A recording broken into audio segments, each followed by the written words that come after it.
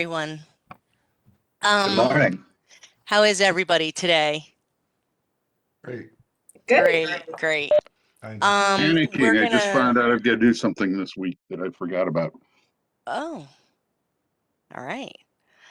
All right. So, we are going to hold this meeting electronically using our WebEx conference service in accordance with Chapter 1283 of the 2020 Acts of Assembly and in compliance with the provisions of 2.2-3 708.2 of the Code of Virginia. So, I have down introductions. Do we need to do introductions? I think everybody knows everyone. Our phone in user is Chris today. We were doing that. So I think everybody knows everybody. So I'm going to do a declaration of the electronic meeting in Chapter 1283 of Virginia 2020 Acts of Assembly addresses the ability of soil and water districts to hold electronic meetings without the need for quorum being present in a single location when a state of emergency has been declared pursuant to 44-146-17 of the Code of Virginia. So I move that the Northern Virginia Soil and Water Conservation District Board of Directors has determined the nature of the declared COVID virus to make it unsafe for us to assemble in a single location for the purpose of transacting business statutorily and require and necessary for us to continue operations and discharge our lawful purposes, duties, and responsibilities. Second.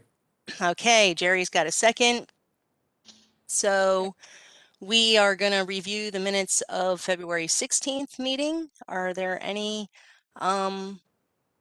comments or issues from February 16th? We didn't really have anything from the March 16th meeting, and we actually canceled that meeting to save time. So I'll move the minutes be approved as accepted as provided. okay. Is there a second? Second. Okay, thank you, Chris. I'll just by show of hands and a yay for those that are joining us by voice. Can you just say aye if you're all in favor? Aye. Aye. Aye. All right. Okay, and looks like we have a unanimous vote to accept the minutes. And up next is Willie with some soil and water conservation plans. Willie, take it away.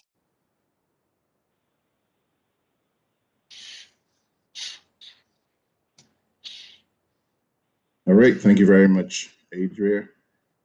Let me trying to get my mouse to work for me.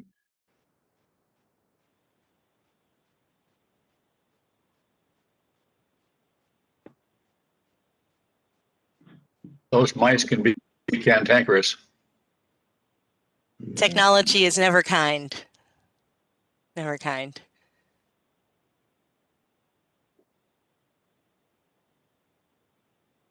Just 1 second. Let me attempt to share my screen now.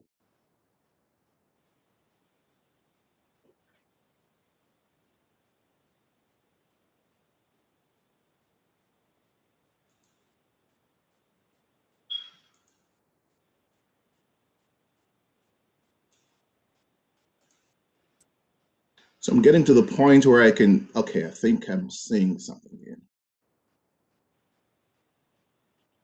Do we see anything on that side? Yeah, I can see it. Yep.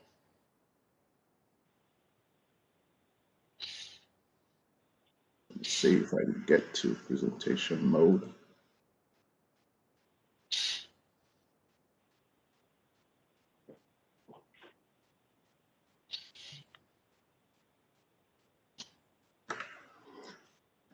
I am attempting to get into my presentation mode so you can see the full screen. I'm not sure why I'm clicking on it, but I can't get to it. Sometimes it takes a while, so go ahead and take it Get away. rolling? Yeah, Okay. go ahead. So if you can see my initial screen, which talks about the TRC presentation for today, April 20th, 2021. We have 3 conservation plans to present, and the first being the Madeira School's equine operation. That is on Georgetown Pike in McLean. Most of us know that. It has about 30 horses in a boarding operation within the Bull Neck Run watershed, and it takes up a total of about 27 acres, of which 12 acres are in pasture. Our next plan will be that of the Beverage Equine operation, which is a 2-horse boarding operation in Pope's Head Creek, located at 7147 Reduck Road in the Clifton area. There's a total of 6.5 acres and has 1.5 acres in pasture. Finally, it's a Jason Rupert equine and garlic production operation that is located at 13101 Springdale's Estate Road in Clifton. And it is a combination of equine operation with 3 boarding horses in the Pope's Head Creek watershed, and a portion of about 0.3 acres that the property owner intends to put into garlic production. So if we go to the first plan, which would be the equine operation, I attempted to show a layout of the entire 27 acres of the Madeira School operation that's devoted to their horse keeping business. On the south side is Georgetown Pike, and stretched along Georgetown Pike are mainly the fields and sacrifice areas devoted to grazing, feeding, and the necessary exercises that horses should have. In the northern portion, you would see their indoor riding arena and the barn, and also offices that runs the whole operation. Kind of insignificantly wedged by the eastern side is what I call excess waste holding area. I'm pointing these areas out because during the course of my presentation, I would have to reflect on them in terms of what they're doing that is substandard and what our proposal is to them. As I talk about that excess waste holding area, I hope you can see a little draw, a natural creek that flows towards the northeast corner, just next to that excess holding area. Of importance is the fact that this entire operation actually sits at the crest of this landscape. So as such, you can see most of the drainage all fraying away from the operation. Tells you that this is a highland, high elevation area. Nonetheless, it comes with some challenges because the soil types there are mainly Glen Oak soil, which is highly erodible. Slopes are pretty steep, some of them are critical slopes, and so they're faced with some challenges which I'll try to talk about now.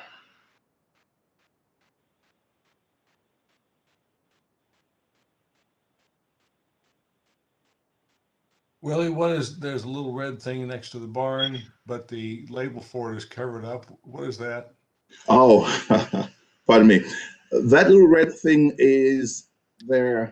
I need to get myself in a presentation mode, otherwise this will not work too well. Okay. Tell me some of what you can see. Can you see just my presentation screen or the supporting upcoming screen? What can you see on your side? Because I have 2 screens here. Willie, go up top to where the screen is black, where it's your presentation screen, and click on, I think it says view slide or something. It says duplicate screens or switch screens, okay? And then you can switch the screen over so that you can show the presentation screen, maybe. Or you can duplicate the screen, maybe, to make it bigger. Right now, he's not, this is his edit mode that I'm seeing. It has You can see little slides on the side. Yeah, that's okay. Let's just go on with that. It's fine, I think. you may just ignore that side, or you can see what's coming up next. But like I mentioned, on that next screen is what someone was saying. What is that little red square there that that I have? That is their, first of all, their waste is being taken offsite. They ship off 30 cubic yards of waste every 2 weeks. I'm sorry, twice a week. Twice a week they ship off 30 cubic yards of farm waste. That's a lot of shit. So that red stuff you see there is a dumpster that they have that takes material away. What I like for us to focus on for right now are those two fields on the extreme west lower field and west upper field. And I'm only using this as a symbol, as an example of the kind of challenges they have in most of the fields on the eastern side. There's many fields, 1, 1, and 2, 1, and 3, 1, etc., etc. So if I skip over to those two fields, which if you can recognize, the one on the far side is the western low field, and the other one is the western upper field. The purpose of this is just to show the steepness of the fields. Very tight contours. Actually, most of them are in the C slope category, which makes it a critical slope. Pasture is not properly managed; it's overgrazed. Soil type is mainly glenelg soil, and there are external forces that causes additional water to come into the field, and that's just a recipe for erosion. And if you can see, minus the fact that we're having sheet erosion there. Is my cursor showing at all? Maybe not. It was. Anyway, if you can see, the black line is the outer field, and the middle of the field are double black lines. Those are double fences, which I want to talk about in a second. But the forces that are influencing erosion in this field are on my northern screen is the, I think I get that. Is it showing now? I don't see the cursor. Yeah, I have my arrow there. On the northern side, very northeastern corner, is an arrow from the rooftop of a building. Can you see that building? That building is depositing a lot of runoff from its downspout towards the field, number one. Number two, there is an access road to the field. That's the only access road to this big field, couple of fields we have here that's heavily being used, also on a steep slope. That's also impacting water coming into the field. Number three is, if you look at the very north of these two fields, there's an athletic field in the northern area, and they've designed or constructed what I can best call a moat, what I think is a temporary detention area for runoff. That moat holds water, and it has like probably a 4-inch pipe that goes under a very small dam that discharges right outside the black line of that lower field, and eventually runs into the field and aggravates the erosion. Really is breaking up for me. Willie, Oh, wow. can you move your slides down? Because I think you're talking about slide number 4, but I'm still seeing slide number 2. Yeah, we're all seeing 2. Are we looking at the twin fields we're talking about, or no? We're still looking at the I'm original. on slide number 2. Oh, okay. Because you kept mentioning black lines, and I don't see a black line on slide 2. I see the black and white dotted line. Okay, I'm talking about the perimeter of the field. That's what I'm calling as the black line. The limits of the field. That's It your goes slide around 4. the field. Really? That's your slide 4. We're only seeing 2. Slide 2. I think it might be Willie's connection, that like his computer might be slower than what it's kind of updating on the screen. It was real Okay. slow. Willie, would you like if me to the bring up? presentation? Go ahead, Maria. Laura and I were gonna say the same thing. Yeah, it sounds We like were just it. gonna offer, if it's saved on the shares drive, do you want somebody else to try and just pull it up for you and share? Maybe that would be better. Sure. Can someone access it? Sure, I do have it up here, Willie. I'd be happy to bring it up if you'll allow me to share my screen. Okay, just stop. Okay, let me just stop sharing from here. All right, 1 second.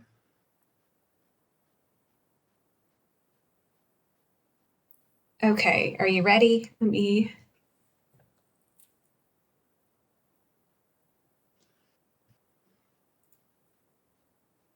There you go. Can you see your presentation? Yep. Mm-hmm. Okay. Yep. I'm moving it over to my other computer so that I can type notes on the other one. Can you still see it okay? Yes, I can. Oh, I'm not going to be able to take notes this way. Go up to the display setting and swap your slide maybe. Can you see it now? Swap your screens. Mm.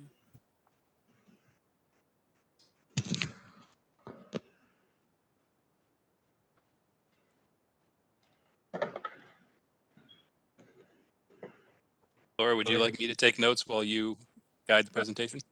Sure, Dan. Let me, if you all will bear with me for just a moment, let me pull up my notes here. We Are have you a okay with just technology capturing them? black cloud over us. Chris, you started it yesterday. I thought I was causing it. Chris started it. It started at You started it, man.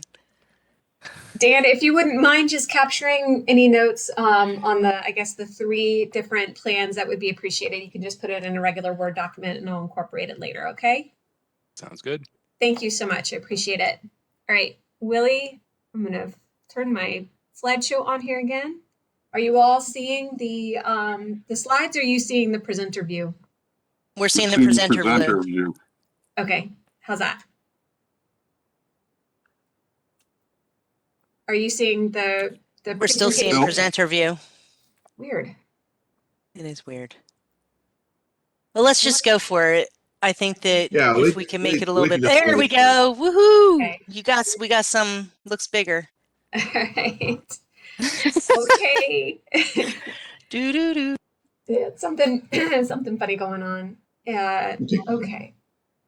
I'll try to scan through this as fast as I can. I just want to make sure the community sees the challenges and why I did what I did in my plans. But all I was saying in the first couple of minutes was just to point out what forces, what water runoff is influencing or aggravating the erosion conditions at the field.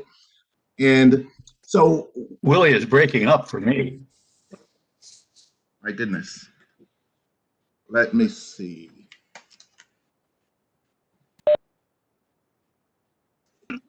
I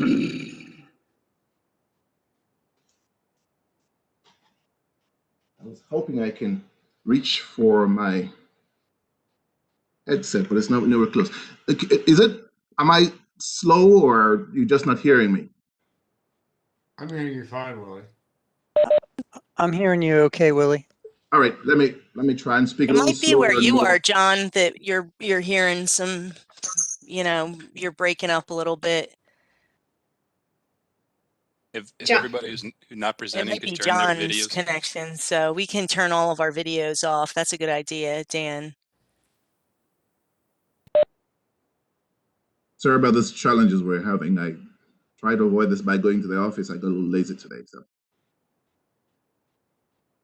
Okay, so if I may continue. Let's see if you can. Go for it. Okay, so what these people have done prior to now years ago was to install what they call a catch basin, what we call a catch basin. If you look at the 2 fields, the upper and the lower fields, you will see a blue box with an orange line, with orange lines across here. Well, I'm saying here, but in the lower corner as well, another one. What has happened is this field is so badly eroded that the water is going around this inlets and going downstream. So what I try to do is try to put you in position in the western position of that lower catch basin, so you can see how bad the erosive condition is. If you can click that for me, Laura, please.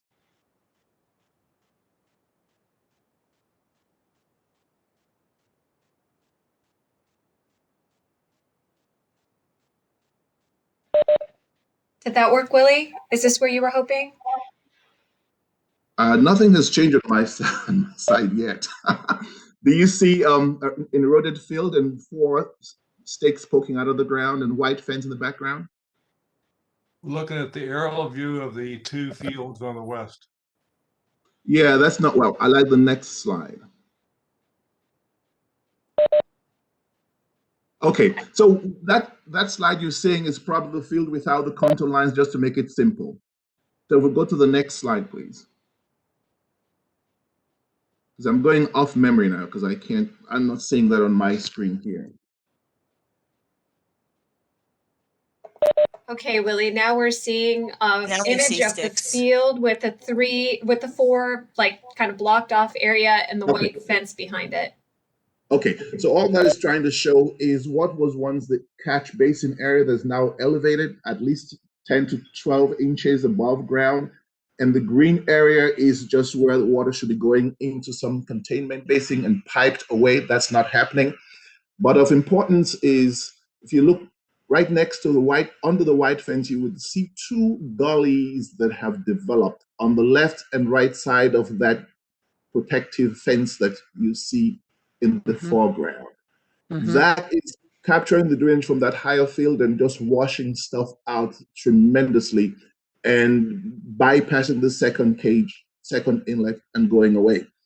What I try to do here is on both upper and lower fields is to install a stone protected berm, which if you go to the next, I'm not sure you can go to the next slide, Laura, if it would show that.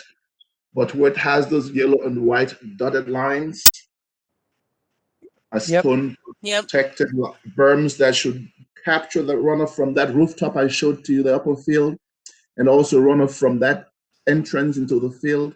And whatever is coming from the road, capture that and force it to go into that catchment basin, which I asked them to enhance.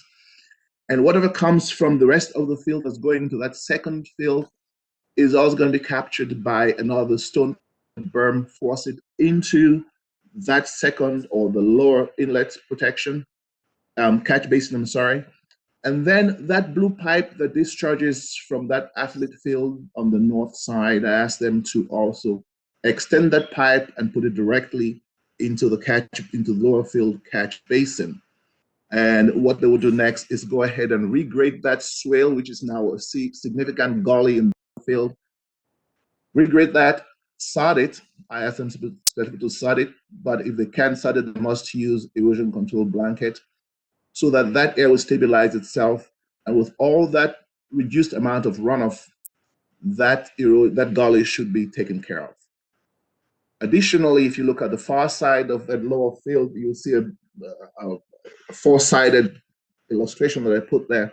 That is where I suggested create a stone line stealing basin, because already there's significant erosion out of the field going towards the west. And just beyond Georgetown Pike is the beginning of the RPA. So with that, we can move. Oh, and then last but not least is the fact that on the gates where you see like what looks like H, those are gates, access gates that are also undergoing severe erosion. And I asked them to use that light hoof geogrid protective device, which is like a honeysuckle that you would expand and fill with stone. And that usually takes care of that kind of concentrated path. Oh, we can move to the next slide, please. If you can tell me when you get there, because I'm not seeing anything from this side. Looks good. Okay, I there's think we're there, the Willie. dumpster. Okay, so that slide that you see there is what somebody asked about earlier. That's a dumpster they have. It looks very well organized. And the dump this with wheelbarrow over the little bridge they have, and this thing gets picked up twice a week and taken away. If you just look at that, you think, oh, that's a good manure handling system. But let me encourage you to look at the white fence that runs on the eastern side of the photo you see right there, because coming up next is going to take us to the other side, which I said is a temporary holding area. So if we can click to that, Laura.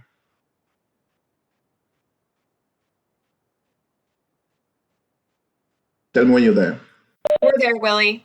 Okay, so that shows that open area which we saw on the map, And what you see in the background are just the piles that are stacked up there and the mess that they have in this open area where the stack, I don't know what are in those tanks. And where you see the trees, there is a ravine there that is clearly a flowing channel that if the RPA was to be assessed in a site-specific manner, I'm positive the RPA would extend up that route. If you click again, Laura, please. Willie, are those piles manure? Yes. Oh my They, God. they say those are excess that they get during the winter season when the horses don't come out often. Shit. Let me know when you click, Laura.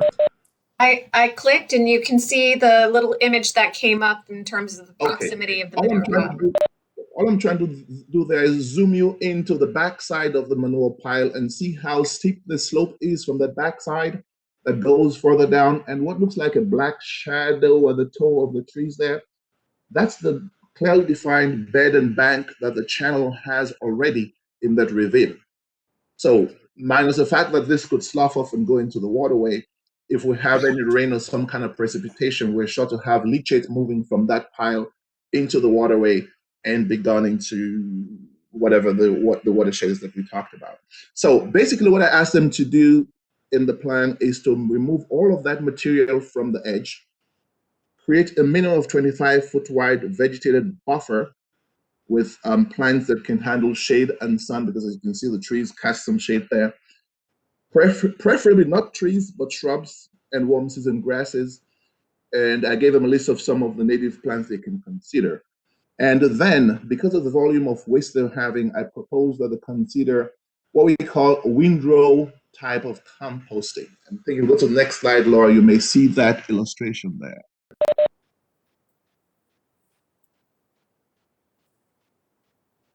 We're there, Willie.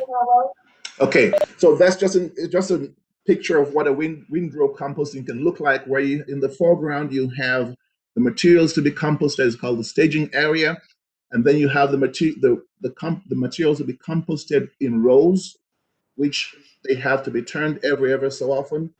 Then if you look at the foreground in the left, in the northwest corner, you would see the already composted material that's needed to be spread. A nice base needs to be provided of enhanced drainage, and the windrows should be oriented along your contour so that they themselves act as some kind of a buffer for runoff when we have precipitation. Because they do not spread the waste, this is a special request I'm making to them to consider composting and spreading, because that would also help them to enhance the soil that they're losing on those fields because of the high erosive nature of the soil that they have. We can move to the next slide, please.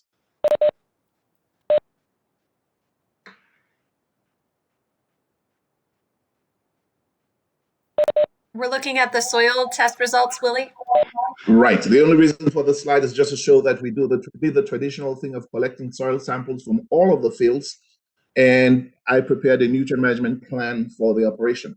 My observation here and what I have in writing to discuss with the management is that I was surprised that well, let me just direct you to, this one is talking about the west upper field. If you look at field either, one of those fields we looked at. If you come down to the pH, you see it has a pH of 5.3. Well, the pH of the various fields vary from 5.3 all the way to, I think, 6.2. One would think in an operation like that, the nutrient level, the pH level should be about uniform because it should have standard treatment for all of them. But there's big diversity in the pH alone. And then when we looked at the nutrient level, the phosphorus and the potash, you would see phosphorus in the low level, which means the fields need some nutrients to get the grass to grow adequately and hold that highly erodible soil in place and minimize and provide ground cover for the fields and minimize erosion. So those are things I saw in my plan, and I have in a nutrient measurement plan for them. Unfortunately, my scanner is on the fridge at home, so I couldn't scan one of those to show to you, but this is just the first step of the planning for nutrients. That is that's most of all what we have for the Madeira school operation. If there are no questions, I can move to the next one. Next. Willie, could I ask a question? Yes, sir. Two questions, really. First of all, why did the Madeira School come to us for assistance, and is this a revised or a new plan? So I'll take the second question first. It is a revised plan. We did a plan for them in 2012. Now the why part is because the Madeira School has submitted application for what they call a special permit because they're having an expansion, a structural expansion on the school property, not within the area I showed you, but beyond where the school proper is. So with that, the Department of Planning and Zoning asked them to revise the plan, and so that's how come we're working with them on this particular plan right now, just to update the status, look at the nutrient management, address some of the erosion that the staff members took for granted. So, well, there's nothing we can do. So that's a blessing in disguise, yeah. Thank you, Willie. Yeah. We can move to the next slide, next project, if there is no question on this one.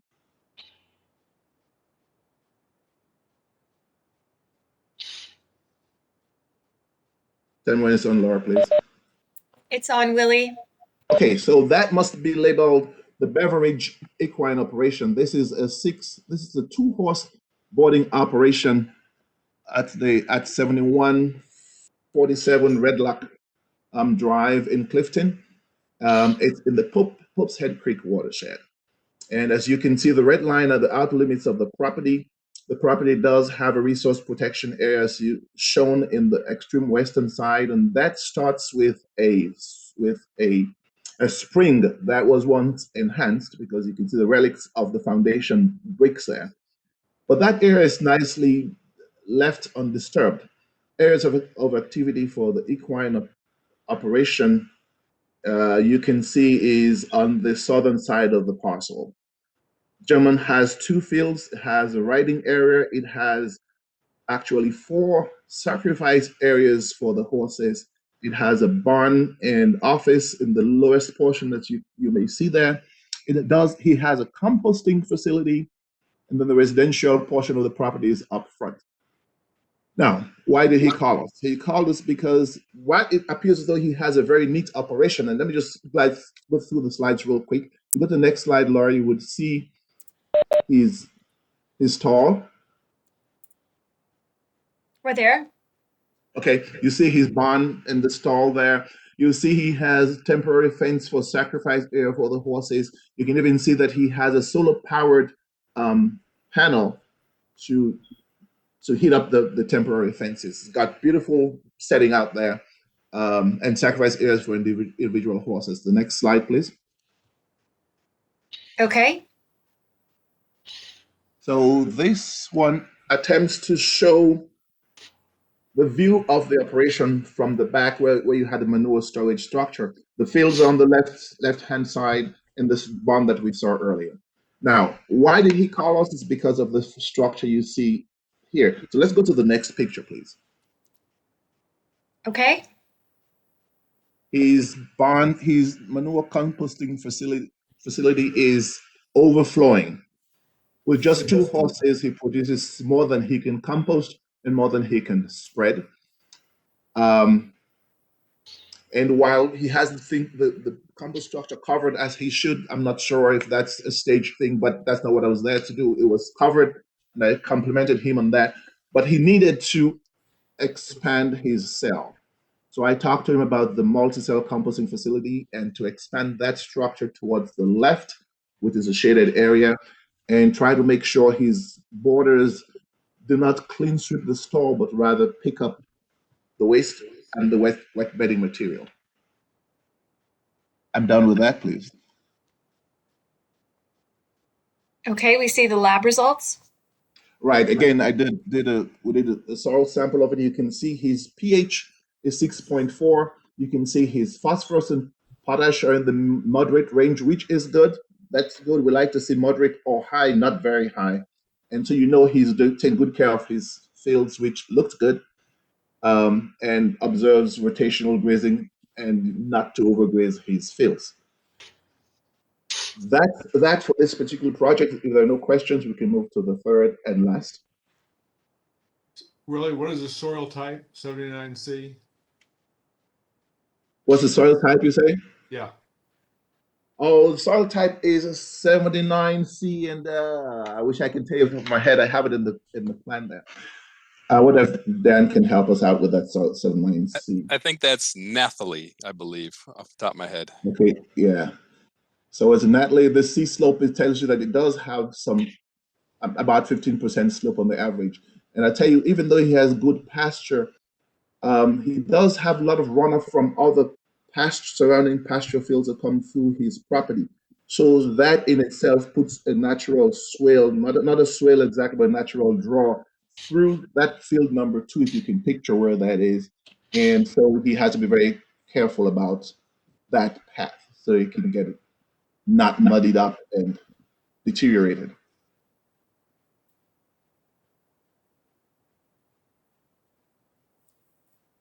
Okay. All right, So we move see to the the- Rupert property now. Yes, yes. Okay, this is Jason Rupert, and I'm sure it rings a bell with with Adria. She and I are tag teaming this one. He has an equine operation of about 3 horses on a 5-acre property on Clifton Road. On the right hand side is Clifton Road running there. And just for proximity, for people who are familiar with that area, across the street is the Northern Virginia Therapeutic Riding Center or operation, which recently had received the Clean Water Farm Award from us. So this gentleman lives across the street from them. And the reason he is calling is because not so much of the equine aspect of his operation, but because he wants to go into garlic production. And he has delineated 2 portions in his property, the northern side labeled G1 and the G2, where he wants to plant garlic. Those square foot Wait,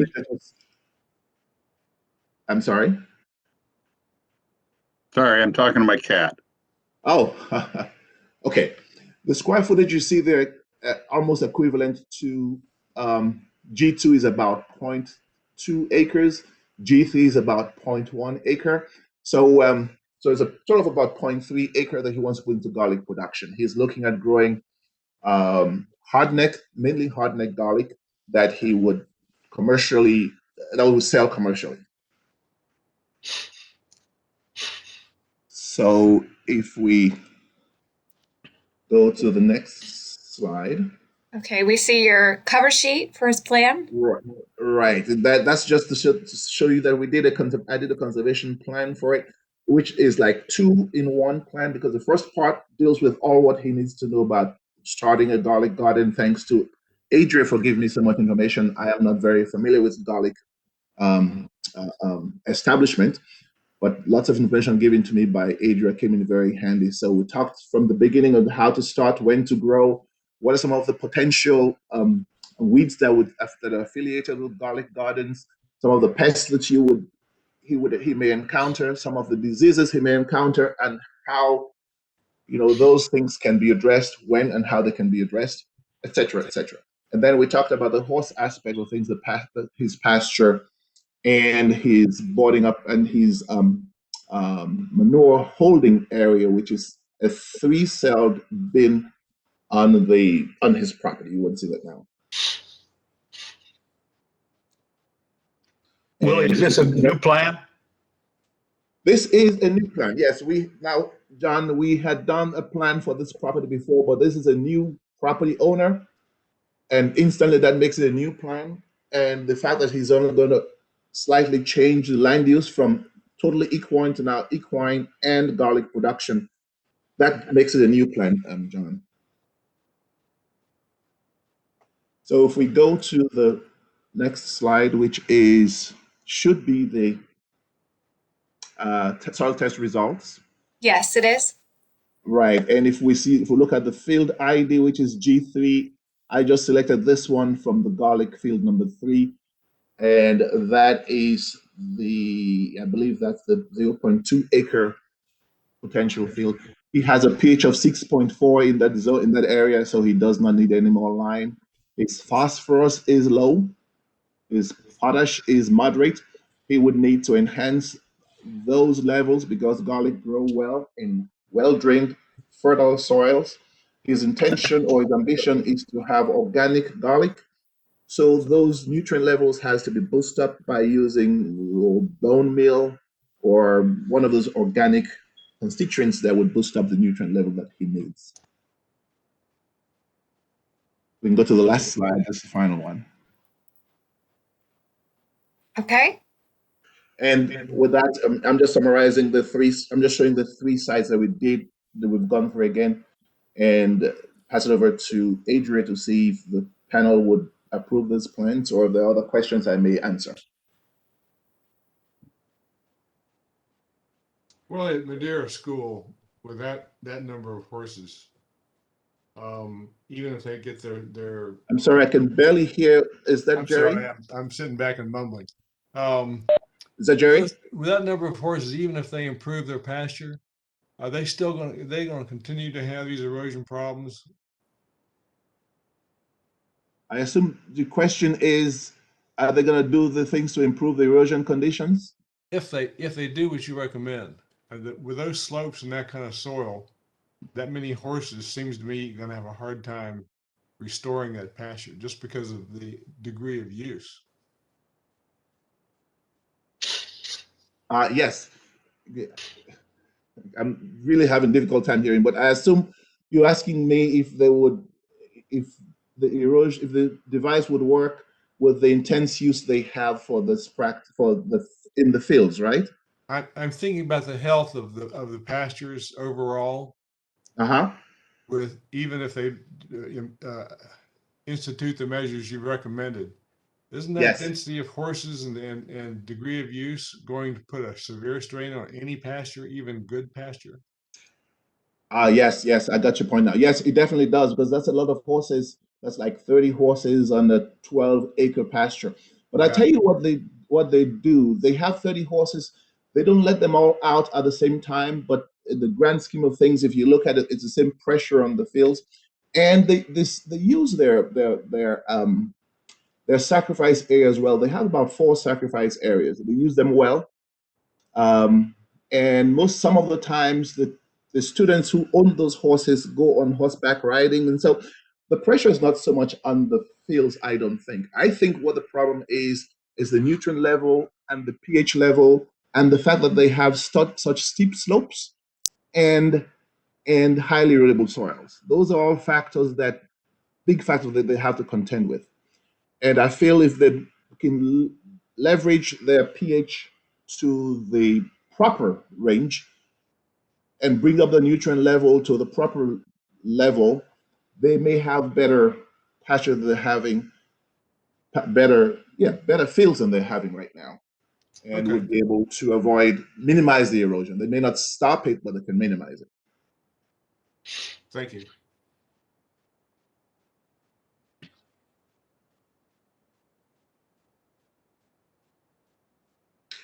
So, Adria, what do you think?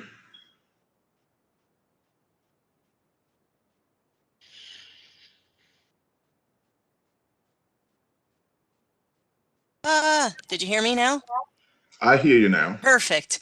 I agree with you, Willie. I think that pasture establishment and pH maintenance is really going to be key here to really get up the establishment of grass. And it's not going to work overnight for him. It's probably going to take a good couple years to establish.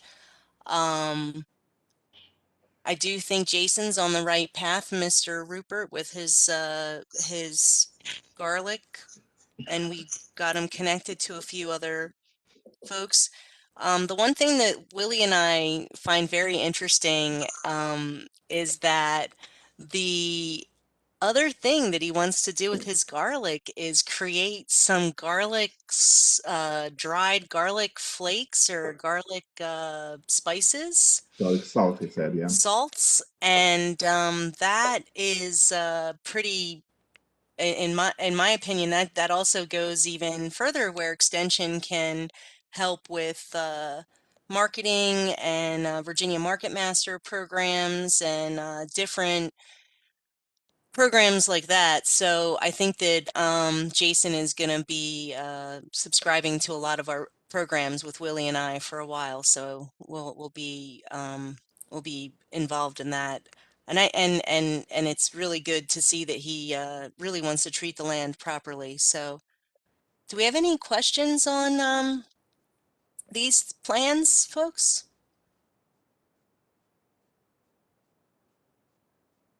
Okay, hearing none, I'm guessing that we all want to move forward and that there are no issues as far as approving them at the board meeting next week. Can you hear me? I have no issues.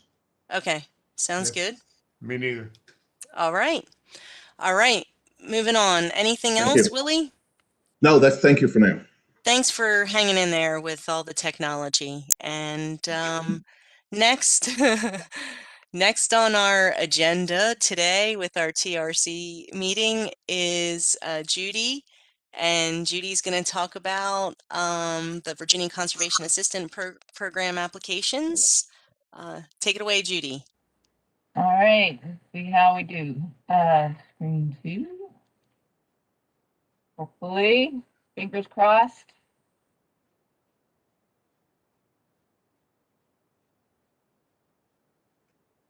Looking good. Yay. All right, so we've got, it's been a while, I guess, since you all have looked at some Vcap projects, but we've got several today. And we have one CAP reimbursement request, so I'll get that one out of the way first. So Hickory Vale Farm HOA, they came to you in July of last year with a proposal to plant some trees in their common area and some native grasses around some inlets. It's about 8 acres, if you remember. It's they do have RPA there running through one side of their common area. I went out yesterday to do the reimbursement inspection, I guess we call it, and it's quite a large property for them to be managing. It's a 42 home HOA, and they do have covenants, and they have a gas line easement that kind of runs through kind of the western side of the property. So the landscape committee chair, who is Larry Hoddle, who I met with, she's been very engaged for many years on managing the landscape, trying to reduce the runoff.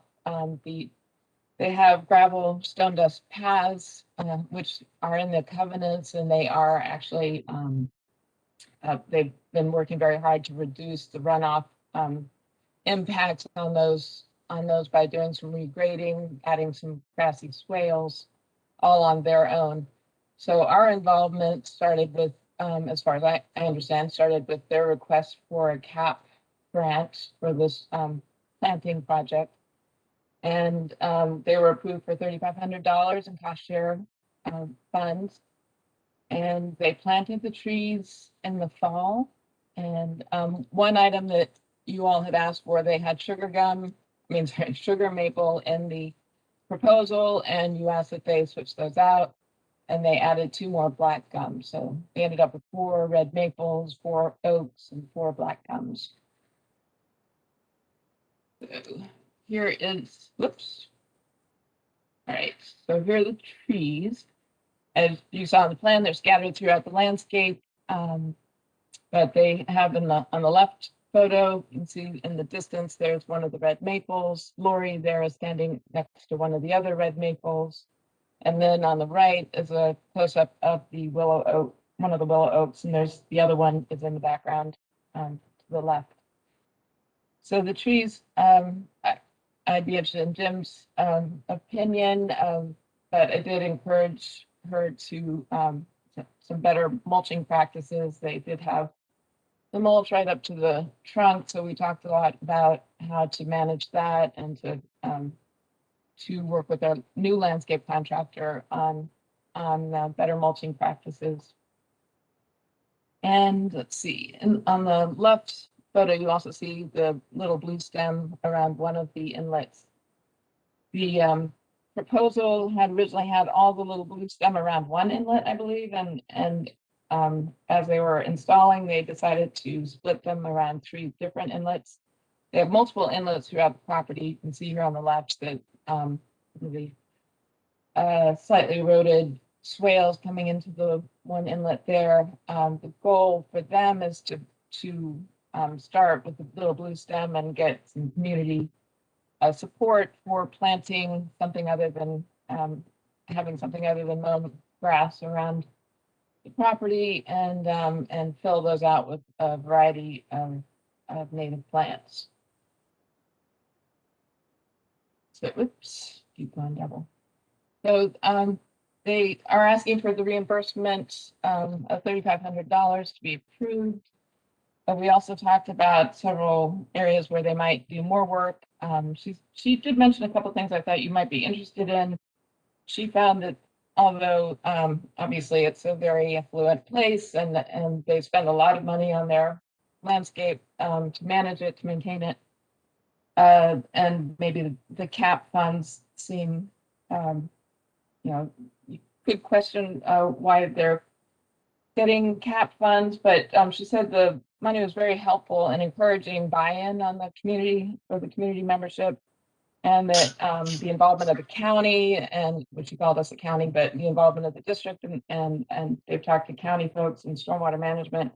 Really, she said it's been great because it provides a lot of encouragement. People feel more obligated to support the program. And it also gives reassurance, gives her some credibility when she speaks to the board and other community members. She has information from us to provide to them. And then she also mentioned that it probably would have been all red maples except for our involvement. And she wanted to plant more diverse trees, but a member who's very influential really liked red maple. So having us come back and encourage diversity was very useful for her, and she was very happy about that. So she would like to do more. She's interested in applying for another grant or working with us in other ways. These are a couple areas where it looked like they could use some help. They've got the RPA, obviously, that could use some additional planting, and then this pretty eroded slope at the other end of the property with some invasive autumn olive taking hold there. So that is Hickory Vale Farm. Judy, Yeah. what's on the other side? What's your picture here on the right has the weeping willow in it and what looks like a berm to me that's got some erosion on it. Yeah, that's so that's the neighboring community, and there's a cul-de-sac up there. So it was a graded, originally with construction, a graded. Okay, so that's not a stormwater berm. No. Okay. Also, those trees they planted, Yeah. and it looks like they put corrugated pipe around them. How big are those trees? Is that one picture? Okay. I was going to say that one picture with a person in it, those look like they're like 3-inch caliper trees. Yep, they're 2- and 3-inch caliper. And any idea why they put those pipes on it? Yeah, she was just very concerned about, well, she had 2 concerns. One was deer browse. She was very concerned that the deer would rub the trunks. And the second was cicadas. She did ask for information about how to protect these trees from cicadas. Okay. First of all, those pipes are not going to protect from cicadas. And it looks to me like they are big enough that they're not going to be, there's going to be a rub problem. The reason I'm asking is those pipes are probably going to create more problems than they're going to solve. It's going to get real hot in there. Insects It's can going to get be, behind there, and it's going to split the bark and make it really moist spot for fungi. I agree. I mean, yeah. unless there was like some kind of beaver issue or something, but that's not going to stop a beaver either. No, they'll So, just chew through that in yeah, about 2 so seconds. I'd say take that off. I would recommend that they remove those pipes. And those trees, as Eric Day said on Friday, if the tree is too big to throw a net over, it's not going to be hurt by the what you call it. Cicadas. Cicadas, okay. Yeah, she The was cicadas. actually, she'd read that she should maybe net them, and she said, I can't net these, so that's a good response. Yeah. There may be a little bit of flagging, but it's going to be pretty incidental. Okay. The other thing is she can look at the land use history. If there was no forest there 17 years ago, there are not going to be many cicadas coming out of that the ground there. Yeah, that's funny. I did ask her that, but and she, I think they were there 17 years ago, so it was field. Okay, yeah. Yeah. If that was field 17 years ago, I wouldn't worry too much about the cicadas.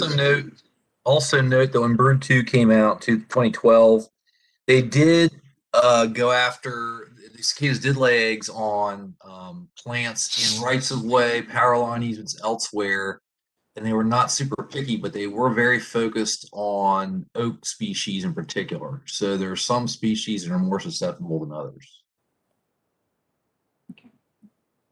So is it And the kind of thing where they're actually up to 3 species of periodical cicadas per brood, and they have different targets that they hit. Some of them like walnuts, most of them seem to prefer oaks.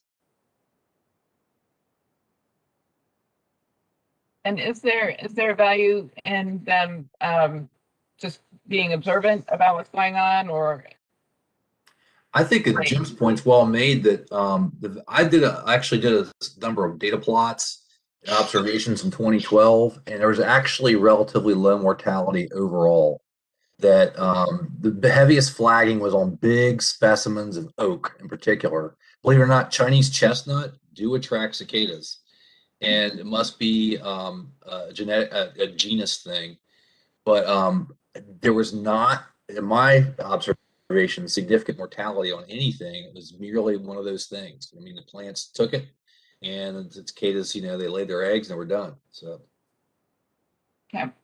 And she was concerned too about the cicadas being in the ground afterwards, and I told her that they're part of the soil food web. They will provide nutrients as well as take nutrients. So cicadas are feeding on root exudates. So plants are pumping sugars into the soil profile to feed the microorganisms and the macroorganisms in the soil. Up to 20% of all the sugars they produce are pumped into the soil, not stored in the roots. So the cicadas are basically siphoning off of that root exudate flow.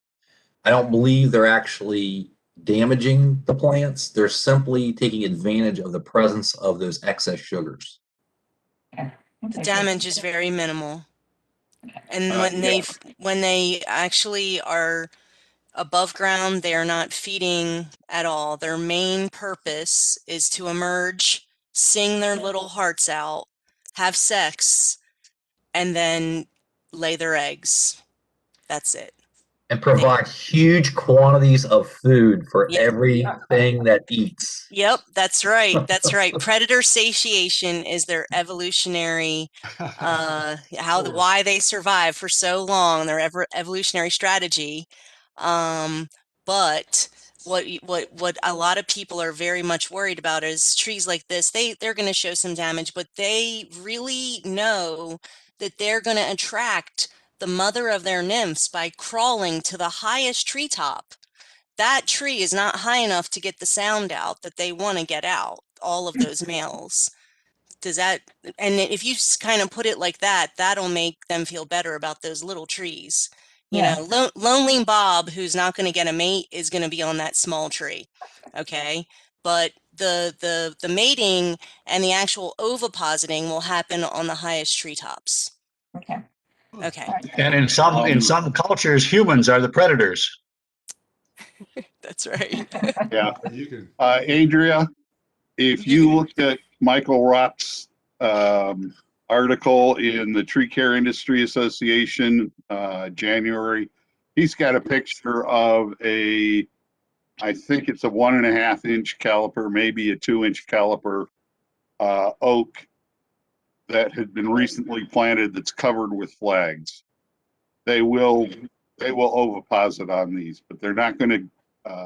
But they're big enough that it's not going to kill the trees. Exactly. Thank you, Jim. All right, go ahead, Judy, because we got to move on, and I know we got a lot of stuff. Thanks, everybody, for your contributions. All right. So on to VCAP.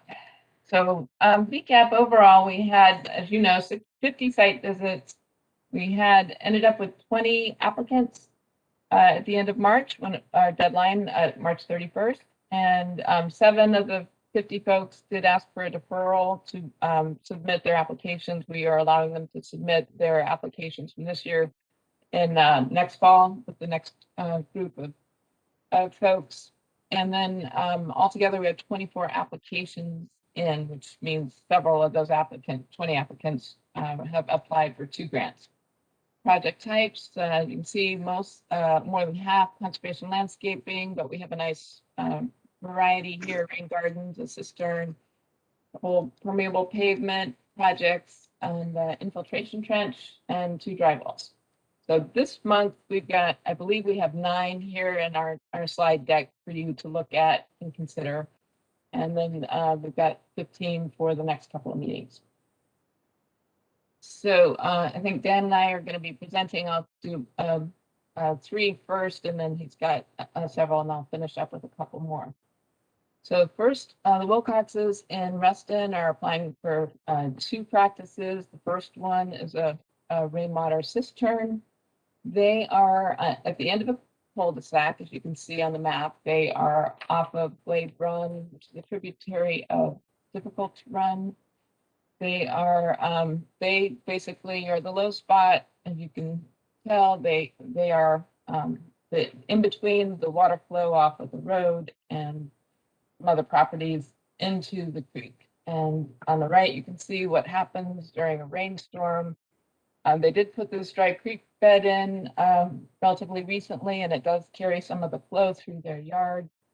But now they're looking to have VCAP help them do a couple more interventions. And the first here, the rainwater cistern, will go on the corner, kind of where that, well, right here in this corner of the house. It will capture the 2 downspouts you see on the left.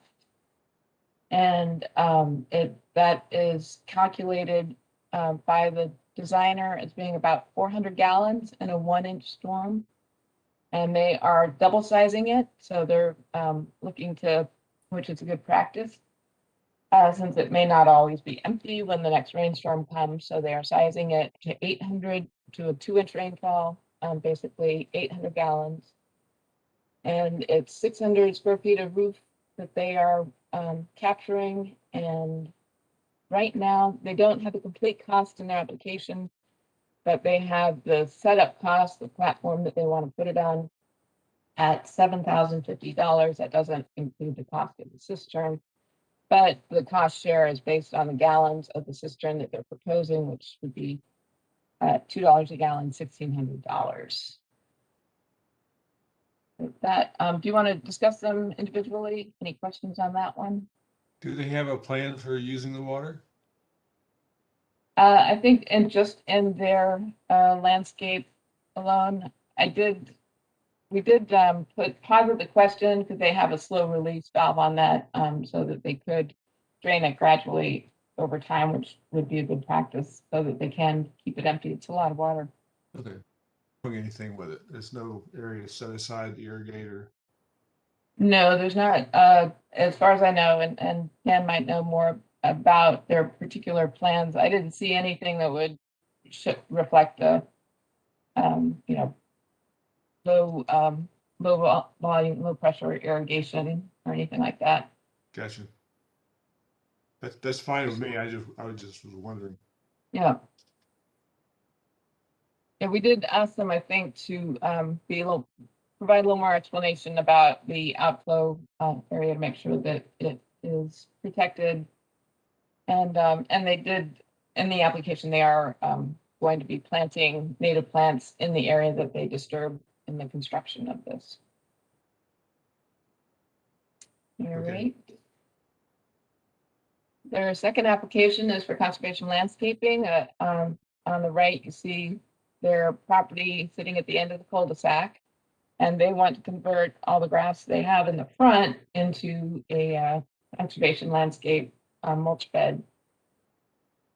And on the left, you can see the current kind of damage that their landscape was experiencing. They do seem to really take care of their property, but they're still struggling with the very, as you can see here, looking at the cul-de-sac, their front yard just stays soggy all the time.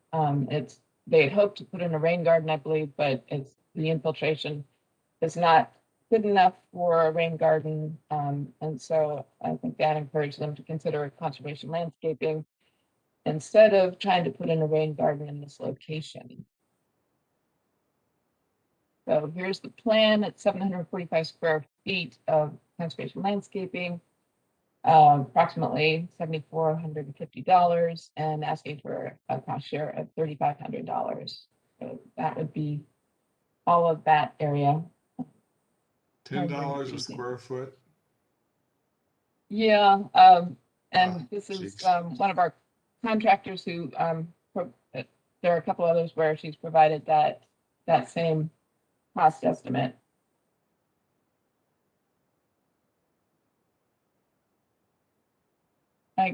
Any other questions? Oh, okay. All right, go ahead, Judy. All right. Judy, I'm sorry. I just have a couple of questions. If you can go Yeah. back to the to this one site, we just can you tell us a little bit about the kinds of plants that they're talking about installing in that area, and perhaps the number of plants? We actually have asked that question of the contractor. So we do want to see the number of plants. This is deco footprint. So we know from our experience with them that they are very generous in their planting scheme, very dense. They like to see coverage very quickly, as my understanding. So we have some confidence that they're going to fill it up with plenty of plant material, but they have not given us a specific list. So we are $10 a square foot, they ought to be able to put some pretty fancy plants in. Judy, this is Dan. I can add a little bit to that. I know this contractor has been having some issues with suppliers. Apparently, a lot of wholesalers are running low on supply. So she was telling me that it's hard to put together a very specific list because when they actually go to purchase the plants, so many things are out of stock. Everybody's home due to COVID, and they Yeah, want to get their well- plants done. And labor is not cheap for this kind of stuff. That is a lot of hand digging and hand labor right there. So, go ahead, Jim. I was going to say, I was at Nature by Design and spoke with Randy, and he said that demand has exploded this year. He is looking for help to try and keep the nursery, keep the demand satisfied. He's never seen this big a jump in sales. You So took the that words could right also out of be- my mouth.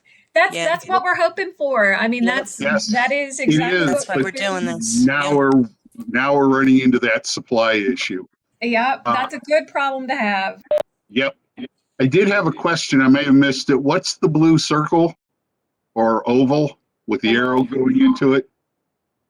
Oh, that was from the homeowner's application. So he's showing where he sees the water cooling. Okay. Cooling there.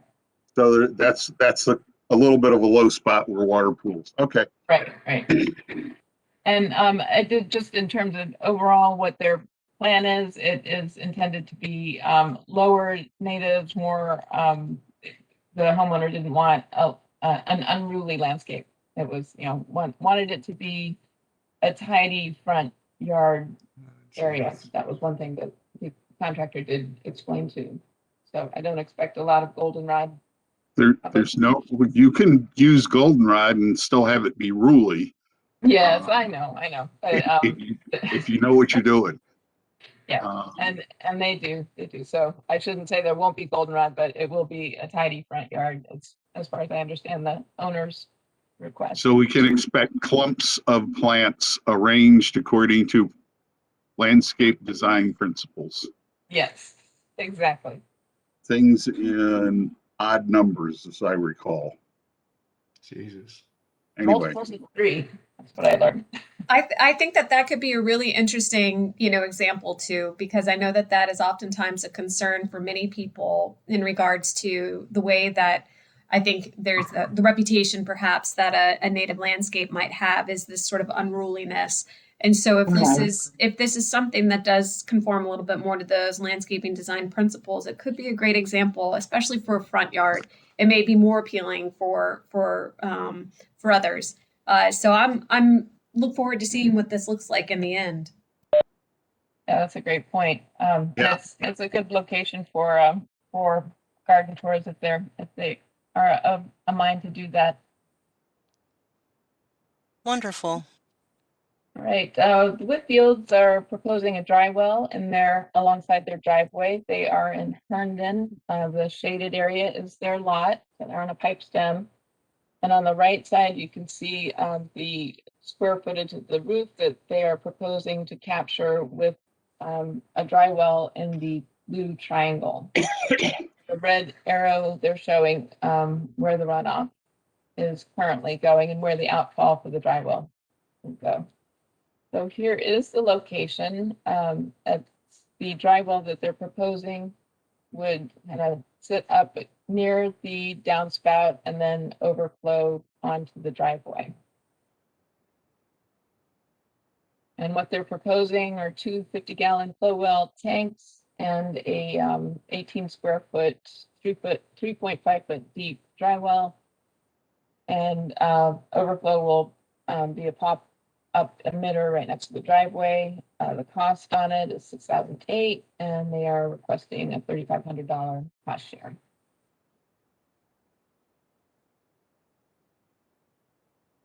Questions on that one? Any questions?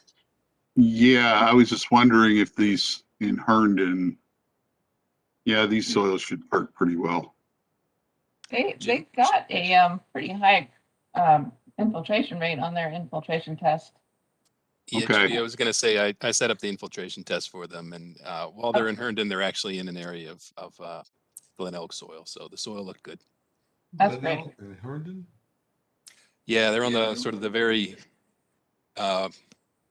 eastern edge. Oh, okay. But most of Herndon is Triassic, right? Yep, there's only a few little spots of the micaceous schist bedrock, and they're lucky enough to be in one of them. Yeah, cool. All right. And over to Dan. Judy, would you mind driving the presentation? Sure. Okay. Well, the first couple slides here, this is for the Giamuccio rain garden. The Giamuccios are located just south of the city of Fairfax. So if you see that map over on the left, that little violet star there represents their house. They're a little bit west of George Mason University and just about a block south of the city of Fairfax line. They live in an older suburban neighborhood, probably early 60s era.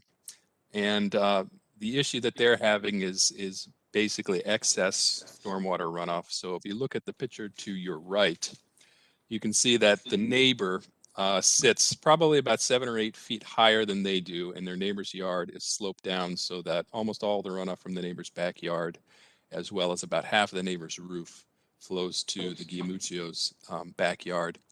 And over time, either the Giamuccios themselves or the previous owner had put together these fairly nice landscaping beds that are edged with railroad ties, but this has the effect of basically trapping a lot of water in their backyard. During larger storms, this puddle will rise up and overflow over the top of those landscaping beds, flow to the front yard, and then out to the street and into the storm drains, and they are in the Pope's Head Creek watershed. Next slide, please. So this shows the drainage areas that they're proposing for their rain garden. The rain garden outline is roughly shown in purple there. So it'll be sort of on the, just about 12, 15 feet off the edge of their house and sort of their side backyard. The red area is the area of the neighbor's lawn that's going to drain to their to the rain garden. That's going to be about 1,000 square feet of lawn drainage. And then the blue squares show both the neighbor's roof and the owner's roof, their own roof that's draining down. So there's about 1,045 square feet of roof drainage to this rain garden. They've sized it so that the rain garden square foot is 160 square feet, and it's designed to hold 763 gallons of runoff. The cost, I think, is very good because the homeowners are actually going to do quite a bit of the work themselves. They're going to do the excavation themselves. What they're asking for is basically help with the cost share for the materials, and after they've done the excavation, they will have professionals come in and actually do the building of the rain garden. So the whole rain garden itself will cost $4,120, and they're asking for $3,090 in cost share. Next slide, please.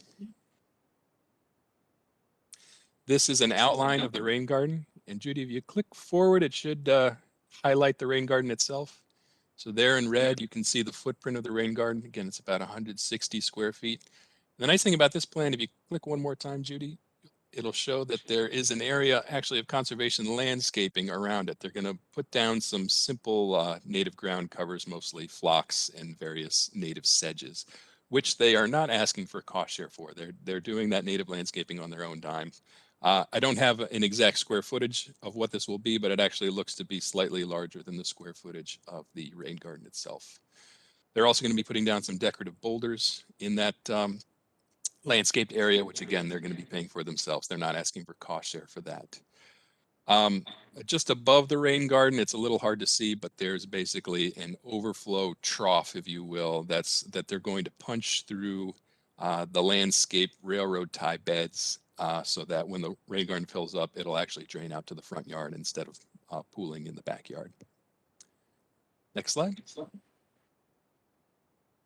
It's a little bit of an unusual design. I've asked them some questions about this, but I've received satisfactory answers, so I'm fine with this unusual design. But basically what they're going to do is have a significantly shallower or thinner bed of amended soil. And the amended soil bed is basically the native soil that they mix or till together with compost to make it a little more porous. They actually had quite good infiltration. I set up the test for them. They took the readings and it was 3 inches per hour, which is very good. As a result, they don't need to excavate all the soil and replace it with this commercial rain garden soil mix. What they can do instead is just take the native soil that is there and amend it, mix it with compost to make it a little bit more porous. Usually that amended soil bed is deeper, 8, 10, 12 inches or so. But what they're planning to do is have a fairly shallow 3-inch amended soil bed, but then on the bottom side of that bed, they're going to auger out 2 deep drainage holes that'll be 6 inches wide and 3 feet deep.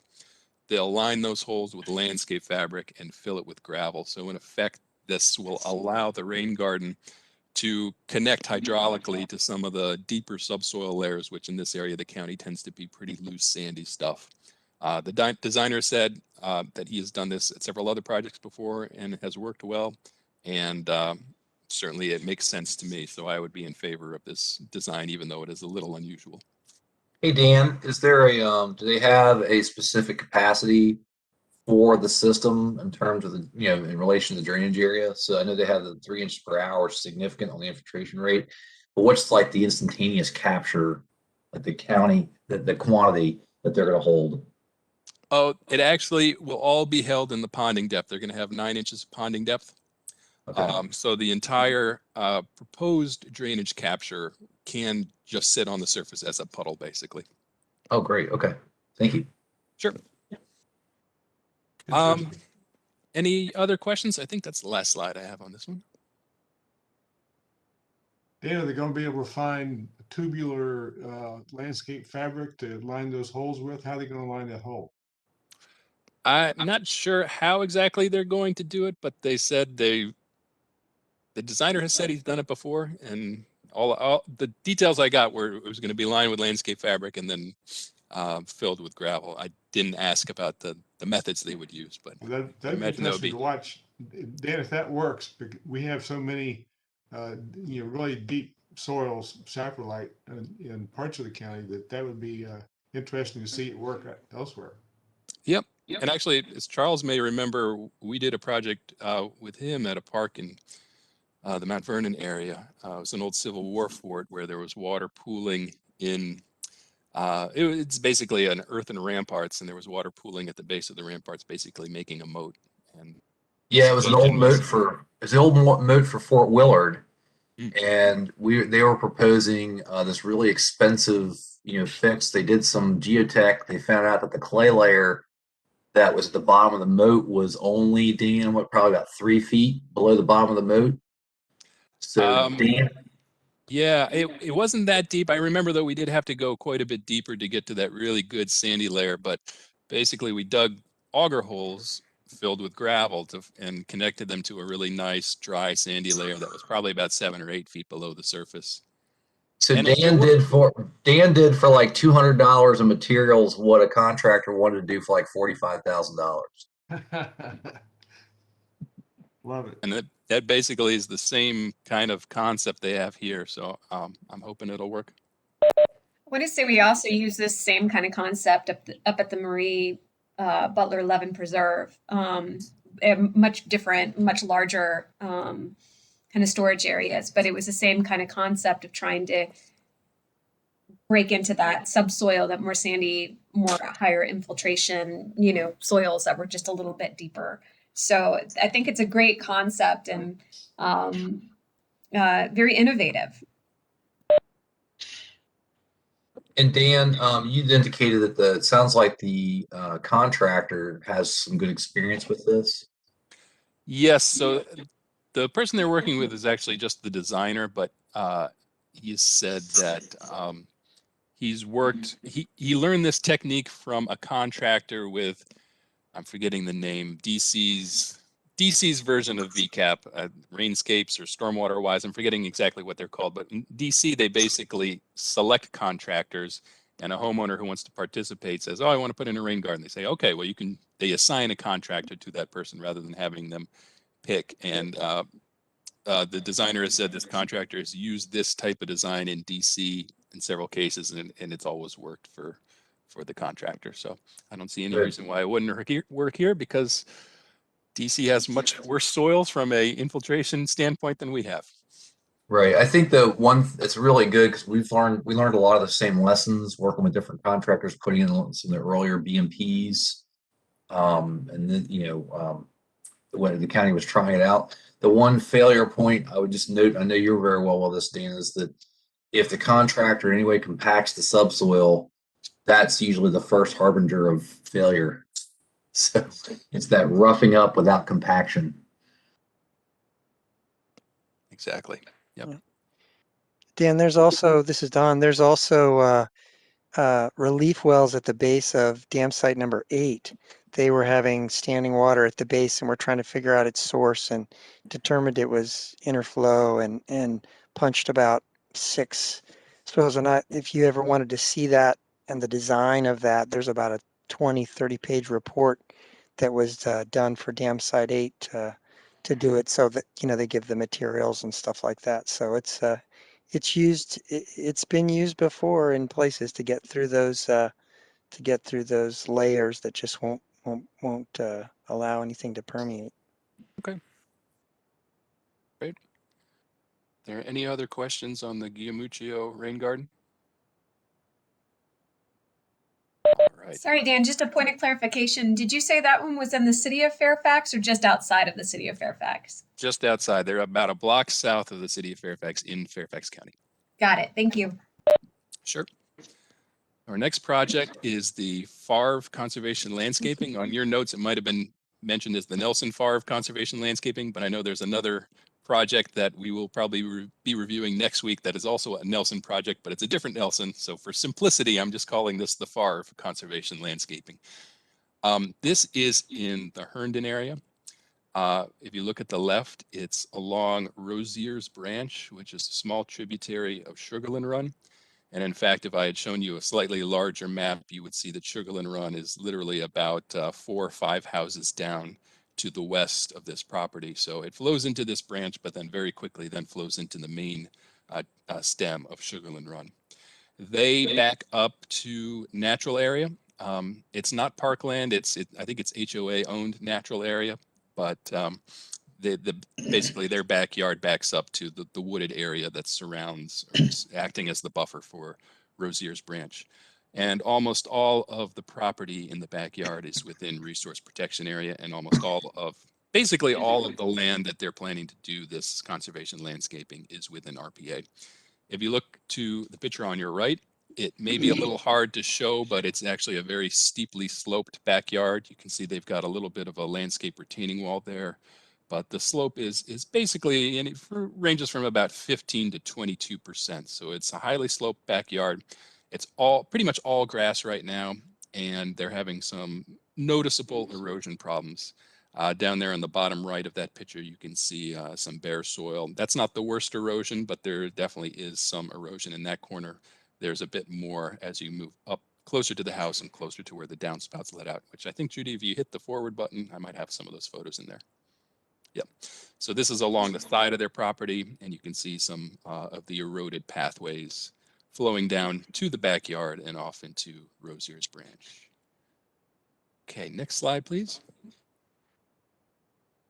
This is a big project, and it's actually a big project that's part of an even larger project. They have already contracted with a designer to do a landscaping master plan for their yard.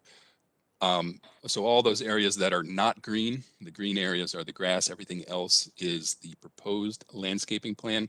They're not necessarily going to be doing all of this landscaping at once. They said it's sort of their long-term dream to do it, but they're going to be taking it in pieces as their budget allows. But what they are applying for Vcap funding is that area that's highlighted with the black line. And that comes out to just shy of 2,000 square feet, 1,935 square feet.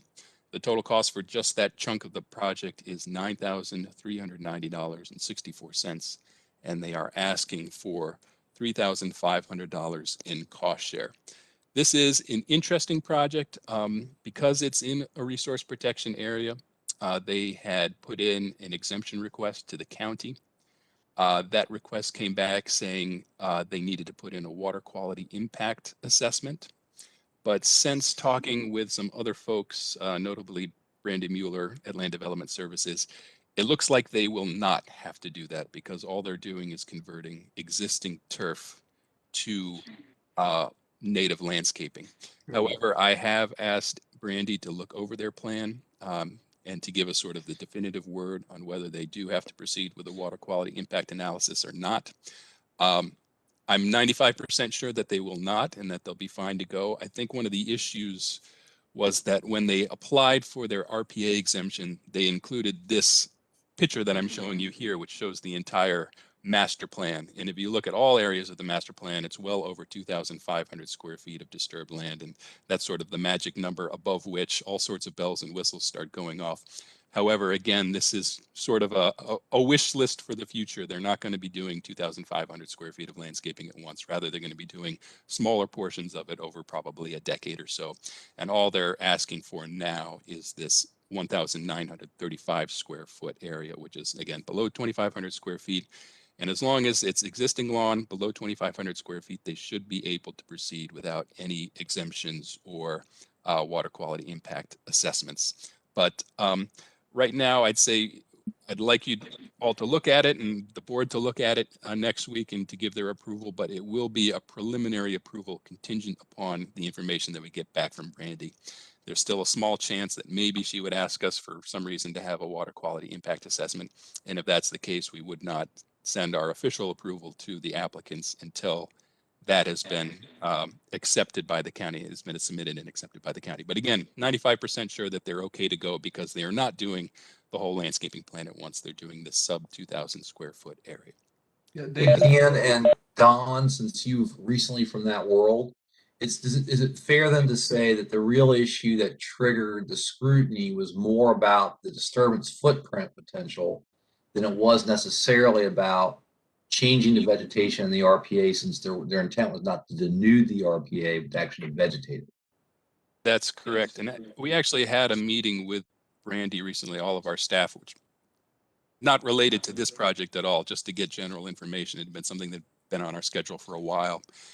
And her advice to us was that if you're doing something in existing turf, that is not considered removal. Basically, if you're converting turf to native landscaping, that's fine. If, on the other hand, they were converting native landscaping going into sort of the forested area behind their house, removing invasive species, removing dead trees, things like that, because the landscaping was originally native and natural there, then they would have to apply for an RPA exemption. But as long as it's existing turf and has always been turf, and you're converting it to something better, aka natural landscaping, that is by definition exempt, and you don't have to ask for permission unless you go over that 2,500 square foot footprint. And in that case, you start kicking in a lot of very onerous regulations, which you really want to avoid. So, And that's dictated by the state too. Just remind everyone, is the 2,500 square foot threshold. There's some latitude on the county's part as the delegated authority from the state, but they don't have much latitude. So it's really, that footprint is really important, 2,500 square foot and above. I want to just also mention that the WQIA, the Water Quality Impact Assessment, that would need to be prepared, the county now has two different versions of it. One is a minor WQIA, and it includes essentially what would be involved in our application packet. So it wouldn't be too onerous for the property owner to prepare something like that. But what we're really trying to do is avoid the delays in the potential project with having to go through that process. We really, through our program, are looking at those kinds of implications anyway. And so trying to limit the kinds of disturbances. Well, we're really trying to do good work, right? And I think the county certainly recognizes that as well. But the process that we go through, the fact that all of these are going through our TRC, the kind of scrutiny that our staff also are looking at, really helps to, if there was a need to develop a minor WQIA, it wouldn't be too onerous on the property owner in order to do that. Dan, I have a question for you, and it relates to the depth of the conservation landscaping. And then, I'm sorry, Don, I'll turn it over to you because I think you may have something else that you want to add. But just a quick question, is the depth of this project 35 feet? I don't know. I haven't measured it, but it's not consistent across. Yeah. It's a little bit wider on the eastern side than the western side, but I have a feeling on average it probably is, but that's a guess. I haven't measured it. Okay, I just wanted to make that acknowledgement because then it just that's a riparian buffer enhancement too, just for consideration as we're thinking about the scoring. Don, I'm sorry, I may have interrupted you. If you had something that you wanted to add to Charles's question. Nope, Dan covered everything that I was going to bring up. Dan, I see then on the east side of this looks like a flagstone patio with a water feature. They do have a potential flagstone patio in there, 65 square feet, which they're not asking for cost share. And actually, I've asked Brandy to weigh in on that too, because that may be where they get caught up in the permit process a little bit. I think that would be considered impervious area. Right. So if they're adding an impervious patio into their landscaping, would they have to, just for that section, apply for a Vcap exemption? And the answer, Dan, if they were to build that with a 57 stone base, right, and show perviousness, I wonder if they can get around the impervious nature of the flagstone area. they might be able to, because they're not changing the grade. And they were going to put that patio on the back of that little landscaping wall that I showed in one of the previous photos. So they're basically just putting it onto the existing grade. So maybe they could do something like that. But I'll let Brandy, be the official word on that. I think if they do run into a little trouble with the patio, it certainly seems like a portion of the project that can easily be either taken out or delayed until they figure out what permits, if any, that they need, and then they can proceed with the planting as is. But if they can set it on 57, they can show 40% void space by definition, and then therefore they can show that it is self-mitigating in the sense that it will detain any water that would run off of the stones within the gravel layer and probably get around the impervious aspect of it. Design it right, you can come back and get $10 a square foot for permeable pavement. Oh, we won't tell them that. Hey, Dan, those trees that are in there, especially that big tree over the patio, that is projected, not existing. I think those big trees are existing. All right, well, then I got a concern about doing that much work in the critical root zone of that tree. Yeah. I agree. That's a lot of digging and construction under that tree. Okay. The one to the right? Particularly the one to the right with the patio and all that stuff, because you're going to be tearing up a huge part of that tree's root zone if you have to dig to put in the 57 and make that patio there. Well, and all the holes for the plants. Holes for the plants, as long as they avoid or don't dig through any of the major roots, can be is not going to be as big an issue. But putting that patio that close to the trunk of that tree is going to be an issue. Gotcha. Well, it sounds like this plan has a lot that Dan's going to come back with on review, and we can add that to the list. Just to add an observation there, Dan, you probably be in position to confirm or not. It appears to me as though what looks like a retaining a patio and a retaining wall, that retaining wall is existing already based on the photo you showed us. Is that right or wrong? That's correct. It's existing. So that structure is in place right now. Yes. So that may not affect the root system of that large tree because it's there already. Yeah, and actually, Judy, if you wouldn't mind going back a slide or two, I think we can show that. It's not a particularly large retaining wall, but it's probably got about 18, 24 inches of height to The it. patio is above that? Yes, basically the patio would sit on the back side of the retaining Okay. wall. Yeah, but that retaining wall is not stopping the tree from growing roots into that area, and you're going to have to excavate and you have to do some So there's the retaining wall right there. yeah. So there'd have to be some excavation and there'd have to be some compaction. Otherwise, that patio is going to fall apart pretty quickly. And is the critical root zone, is that 10 feet from the banks, or is there something a little more subjective? It's generally considered 1.5 foot radius for every inch in diameter. Okay. Yeah, and looking at this picture, assuming that's a completely forested floodplain, I'm not sure we can count that for riparian buffer, even if it is 35 feet, because there's already an existing buffer there. But Jim, wouldn't you consider it for conversion of turf? So, because essentially they're getting concentrated flow from the up above and it's acting as a filter strip, but the trees with turf underneath aren't being as effective. So I think that they are enhancing a riparian buffer from sheet flow. They are, but I think that there's already a 35-foot buffer there.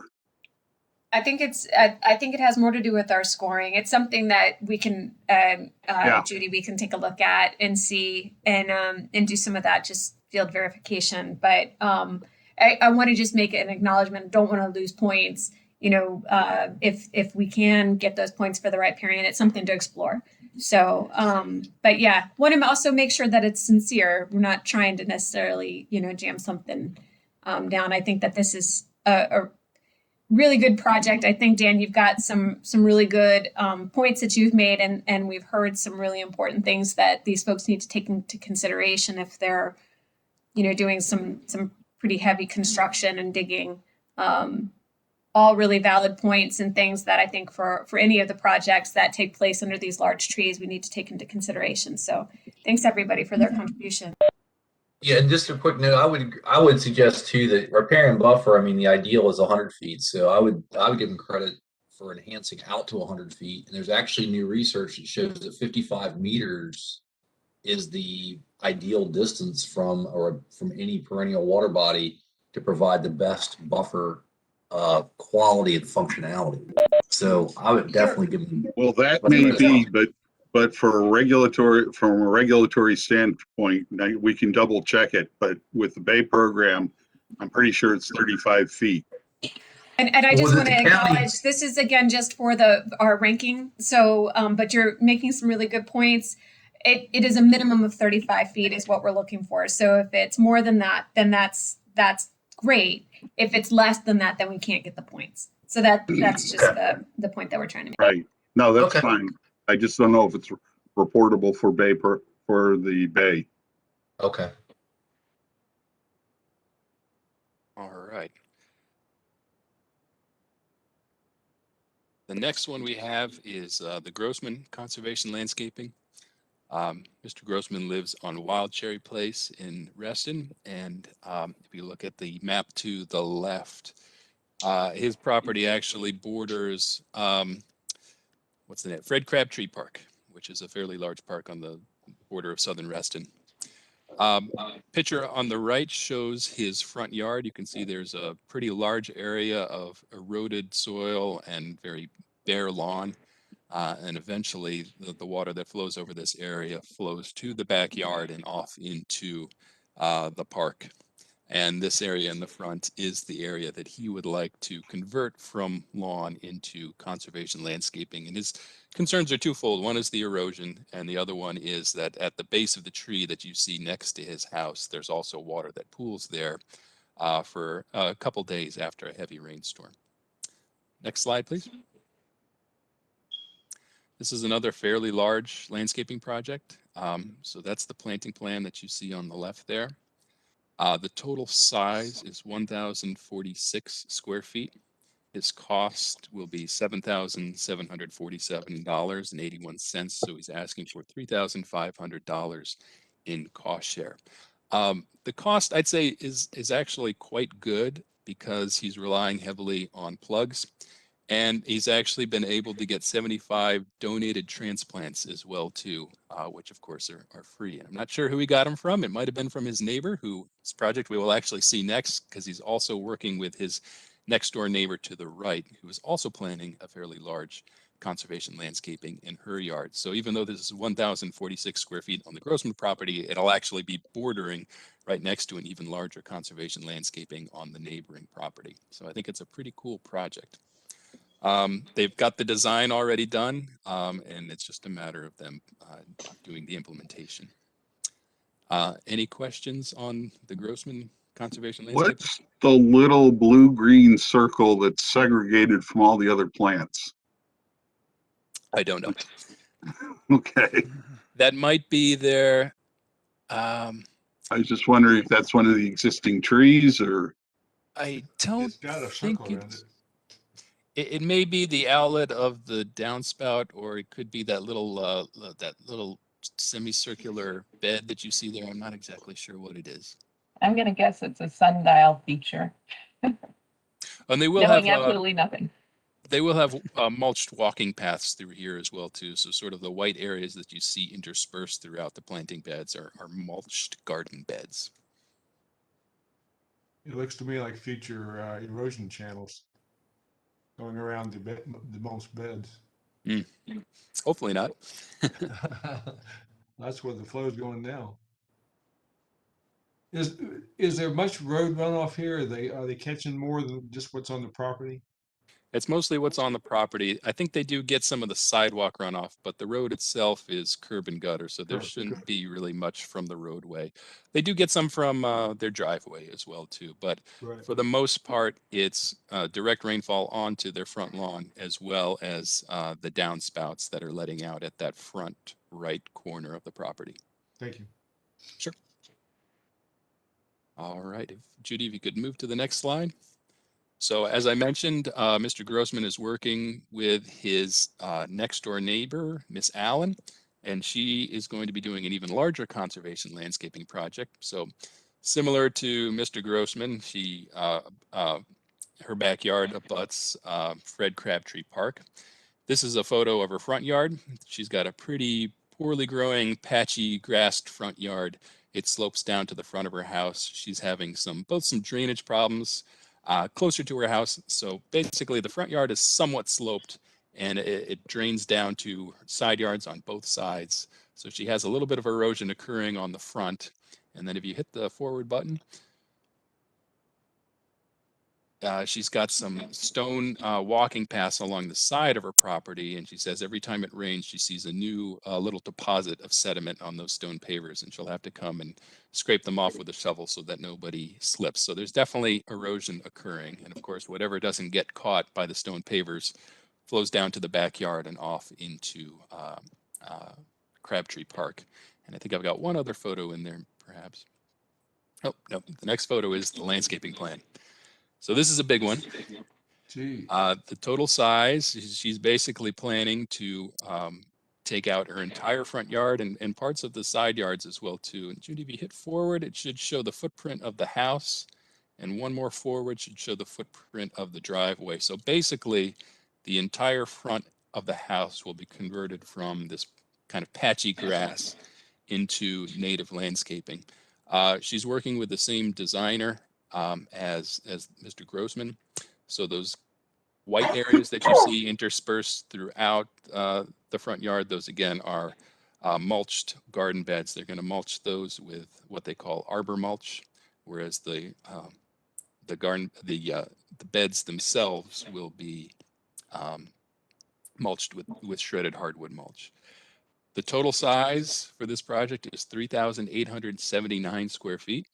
The total cost for both the plants and installation is $23,507. It's about evenly split between the cost of plants and the cost of the installation and prep work. If I'm remembering correctly, I think she's planning to add just north of 800 plants to the landscaping. So this is a very big project, and she's asking for the maximum $3,500 in cost share. Now, this one, again, will have to be a preliminary approval, because if you can see from that size, 3,879 square feet is a lot larger than 2,500 square feet. I am in contact with the applicant now to see if she can do some staging, because again, if you're disturbing more than 2,500 square feet, even though there's no RPA here, so that's not an issue, but that 2,500 square feet disturbance really starts kicking in a lot of onerous permitting requirements, which frankly, you don't want to have to do for a landscaping project. So I'll be working with her to see if staging is possible so that she will not disturb more than 2,500 square feet at once. She can get portions of the project planted, stabilized, and then move on to the next stage. So she'll constantly stay below that 2,500 square feet. In addition, I need to get a little bit more information about the total size, whether that 3,879 square feet includes those garden paths, because those garden paths can probably be built without any disturbance just by putting the arbor mulch on top of the existing landscape. So I think there are some ways that we can work around those requirements and keep her in the good graces of the county not having to require a grading plan or a conservation plan, which is the requirement that kicks in with greater than 2,500 square feet of disturbance. But with the sort of a preliminary approval and assuming that we can get all the permitting questions answered satisfactorily on the county side, I think this is an excellent project. And considering that it's combined with the Grossman property, another 1,000 square feet of conservation landscaping immediately adjacent to the left, this will be a highly visible project. It's right on the roadside, so many people will be passing by. And I can tell you just from meeting Miss Allen from the site visit at her property, as well as some green sheets that I've done with her in the past, she is a very enthusiastic proponent of native landscaping and native plants. And I think she'll be a good ambassador for both the Vcap program and for native landscaping in general. Questions on this one?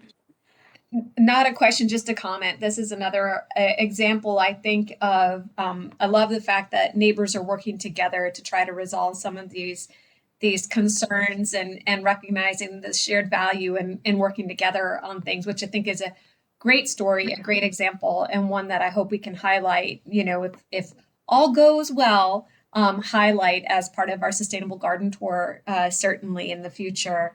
And this one too, Dan, I would be interested in Judy in kind of following along with this and thinking through that phased approach, because I think that that's going to be an important consideration in the future, as folks are really embracing this idea of converting their landscape, converting their traditional lawn areas to more of a conservation landscaping kind of approach. So just some things to maybe perhaps just take a couple extra notes on as we're moving through this process.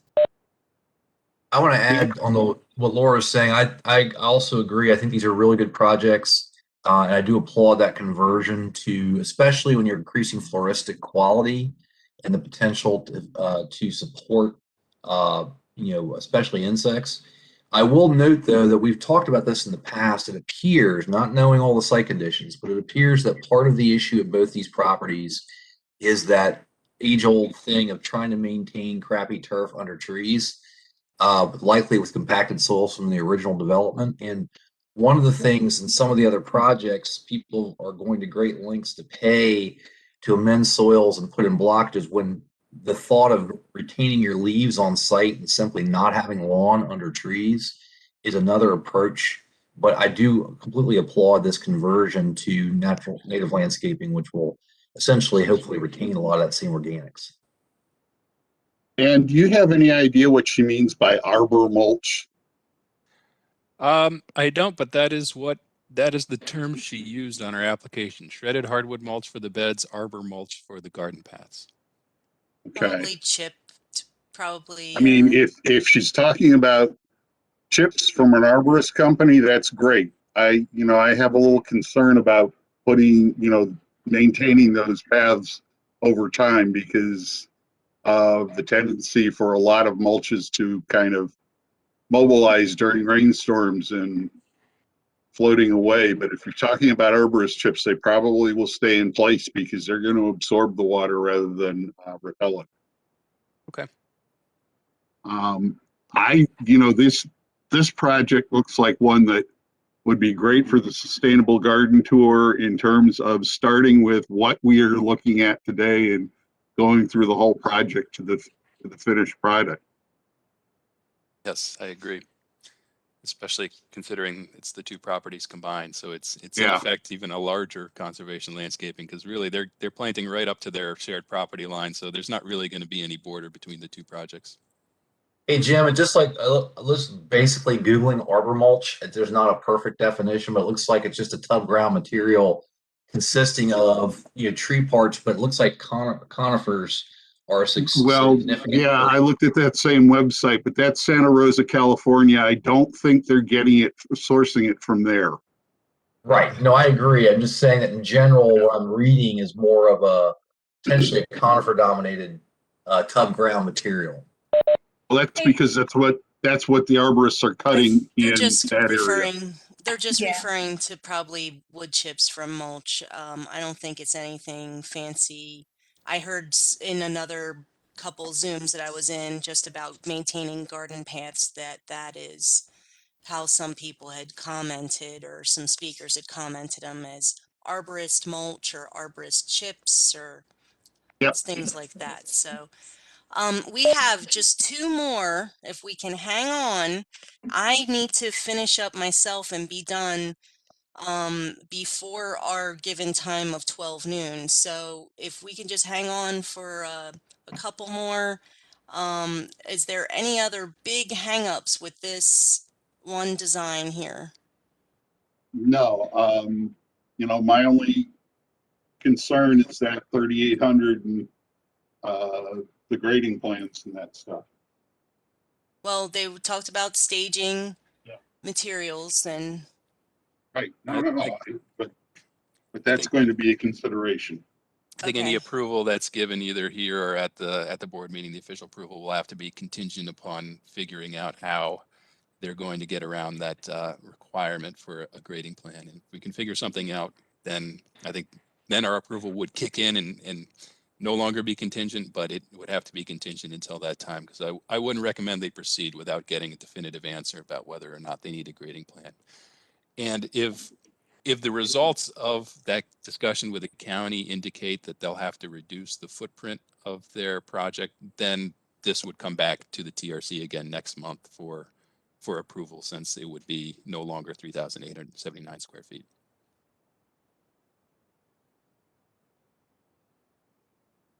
Okay, thanks, Dan. Judy, are you next or is Dan Yep. next? Yep, I'm next. I've got the last two. This is one that is in Springfield, the Hickory Creek watershed. This really is the technical advisor on this, so he may be able to answer more of your questions, but I'll present it to you. So these folks live on Viata Court. They are experiencing some pretty heavy water flow through the back of their property. It's relatively steep, about 15% grade. Overall, the far right photo shows looking towards the court, towards the street, and you can see the river that runs through it during a rainstorm, and then the center photo and the left are two views of the backyard during a rain event. For cover, definitely water is saturating the soil and making it difficult to grow standard turf, as well as all the shade is very heavily shaded back there. So here is another view, drive view of the backyard, what it looks like typically, and then in the front, that's just a Google Street view of the that same area that we just looked at with the gate and the river running down to the front. So this is where it runs to, and is obviously causing, contributing to some significant erosion on that front portion. So the Van Gilsts would like to put a good portion of their backyard in conservation landscaping. This is an interesting one where they will be using quar logs as terracing material.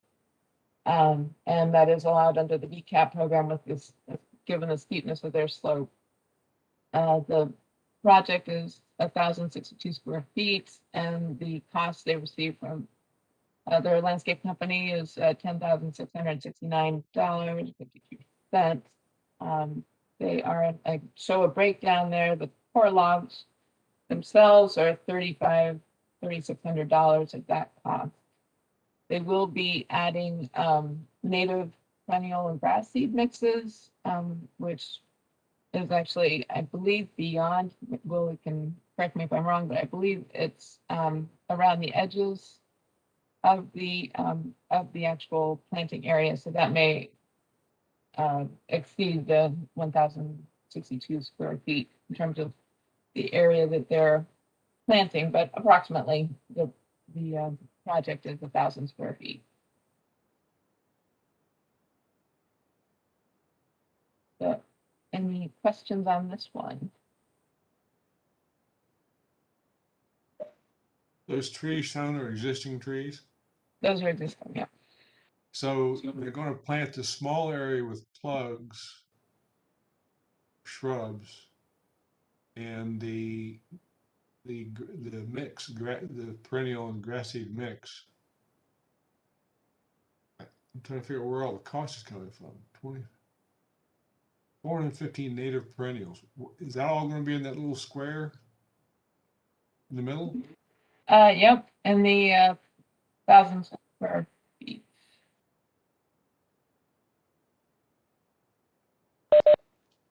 They're also planting 24 shrubs as well as the core logs.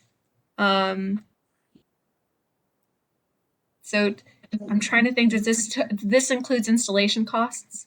Yes. So those totals are installation costs.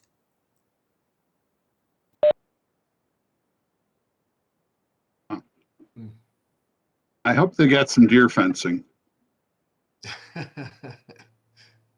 Well, the deer love Euonymus americanus. Is that in here? Yep. It lists the shrubs along the side there. Okay. They've got a couple of door selections of Sweet Spire and Meadow Sweet, and then they've got, what is it? 5 Euonymus Americana, which are beautiful. I've never seen them in the trade. I wonder where they're sourcing them. Randy sells them. Yeah, I bought some from the Earth Song garden. They got them there as really small shrubs, like 1-year-old shrubs. Yeah. Interesting though, this is Ferrara Landscaping, so I would assume they're sourcing their own. Yeah, I think I've seen one strawberry bush in my wanderings around the parks. I think Charles pointed it out to us on a walk in E.C. Lawrence Park.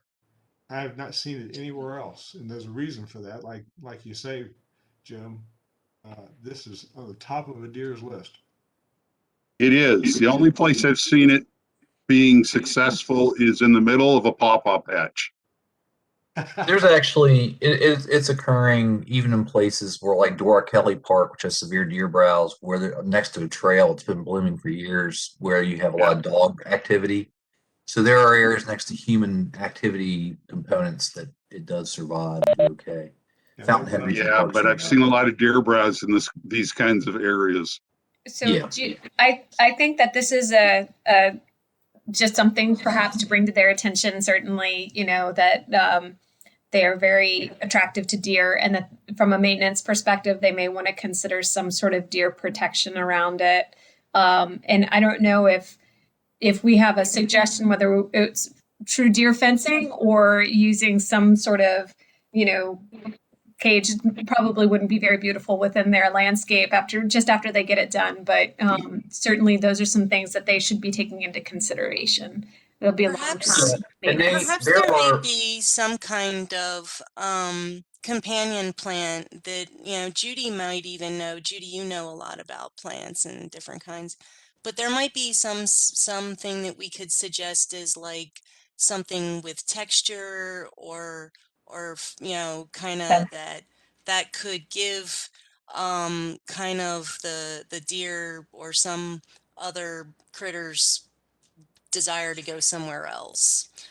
We could make some suggestions for that and with their plant list.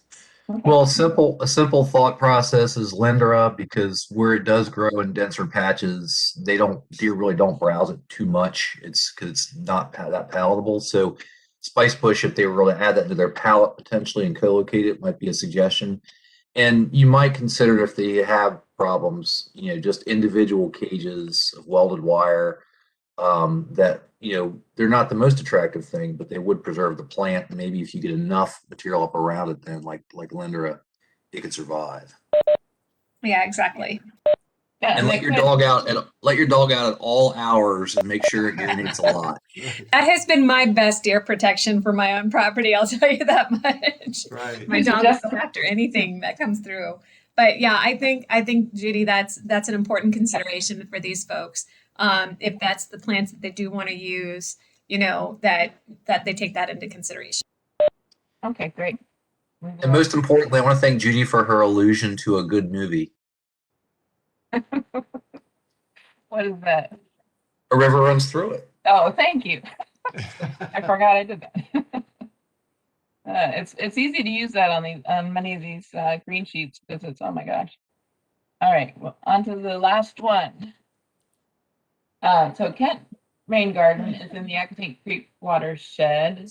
They are in Highland Lane, and as you can see from the map, they are very close to the Accotink. They are close to the end of that dead-end street that drains surface runoff right into the creek. Their property drains from the rear to the front, so it drains to the street. And the photo on the right is a view from kind of standing with their house at your back, looking at the street.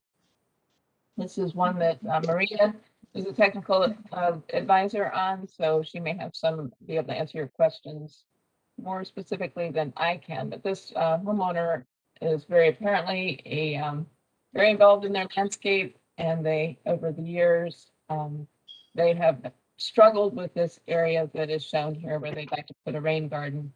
The homeowner reports that just the mulch washes off and she's feels she's constantly replacing it, and they really would desperately like to do a landscape plan that reduces the water runoff, both in terms of the aquatic and in terms of their maintenance. So what they have come up with is a rain garden that carries, as you see on the right, there's a portion of the roof, the white two-story on the photo on the left is being drained to the proposed rain garden at the location in front of this small patio. There is a couple of, they're doing a larger plan here. As you can see, there's a lot going on. We are just talking about the rain garden here in the detail. That is all that this application addresses. They are talking about removing some impervious area above and other things. Maria has a better handle on their larger plans, but what we're looking at for this application is this 151 square foot rain garden. It's very deep. They are digging down, it's almost 4 feet deep. So they are capturing 930 square feet of roof and 445 square feet of the pervious area that's shown here on the left.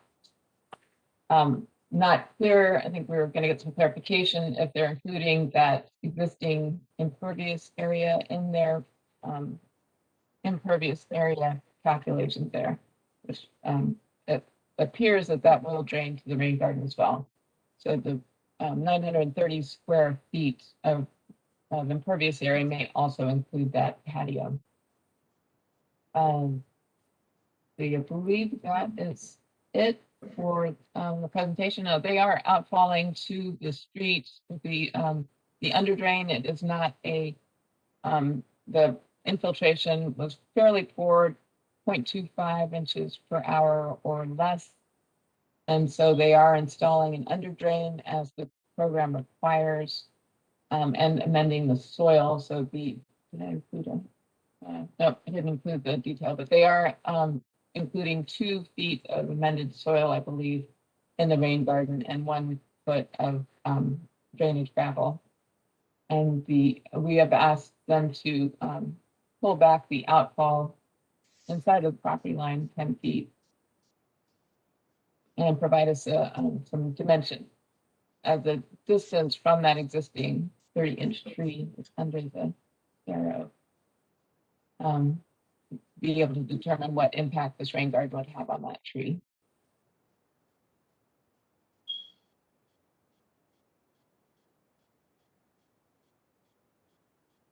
Are there any questions?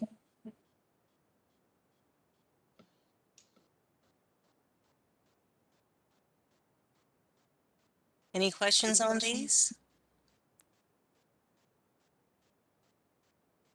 I didn't have on here. They are asking for What were the they asking for? $3,500 in cost share. Okay.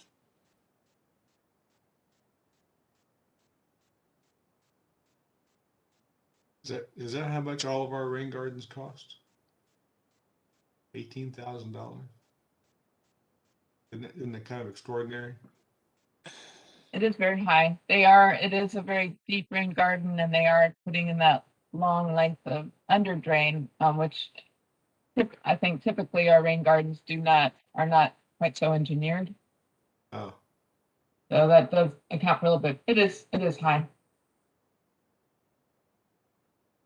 In talking to many landscapers recently, I've learned that labor costs are increasing, insurance costs are increasing on them, and just sheerly the fact that having good labor and paying for good labor isn't been an issue. Um, there's been a lot of issues with not having enough labor to do all the work. And that, you know, a plan like this could go through, but we may not see the actual plan and installation until maybe summer or even fall. So, you know, there could be some things that I think, you know, we may not understand even just as we sit here to listen and look at things on a 2D screen in front of us. You know, from what I understand, you know, a half a day of labor, even on the off season, would still cost you somewhere between $500 to $700 for two individuals to come out who know what they're doing and who are familiar with, you know, what you really want to have them help you with, and that is by homeowner direction, not having any kind of manager or crew foreman on site. Wow. So I think that we should, you know, it's not a bad idea to kind of look at where that is in the industry and why these things cost so much, insurance and equipment and all that. You know, we want our folks to work with good, reputable designers as well, and that costs overhead. Right. So, okay, so Willie put in the chat box that he also has some VCAP to present. If we don't have anything further on this rain garden, we can move to that.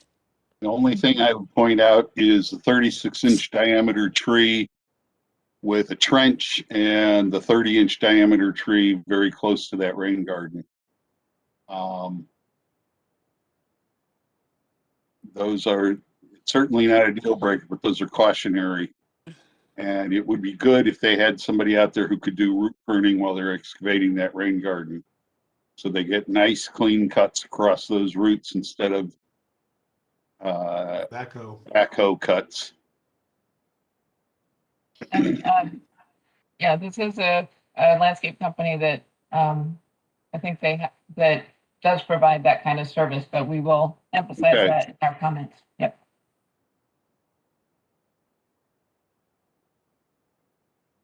Probably part of the cost. It's, you know, Merrifield does provide pretty comprehensive service usually, I think. If it's a maple or a willow, it might actually help the rain garden work better in the long term. I'm not sure we have this. We can't see what they are from the photos. Anyway, I will stop sharing and let Willie take over. If you don't mind, Willie, I'm sorry, just before you begin, I apologize. Judy, I just wanted to thank you very much. Great job on your first round of presentations and applications and everything. It was a really good information and really well delivered. So thank you very much. Willie, it's over to you. Okay, Laura, if you don't mind, just so I don't ruin the flow of this thing, if you don't mind getting into my, I think it's called Vcap presentation under the technical review committee for this month. Give me just a second here.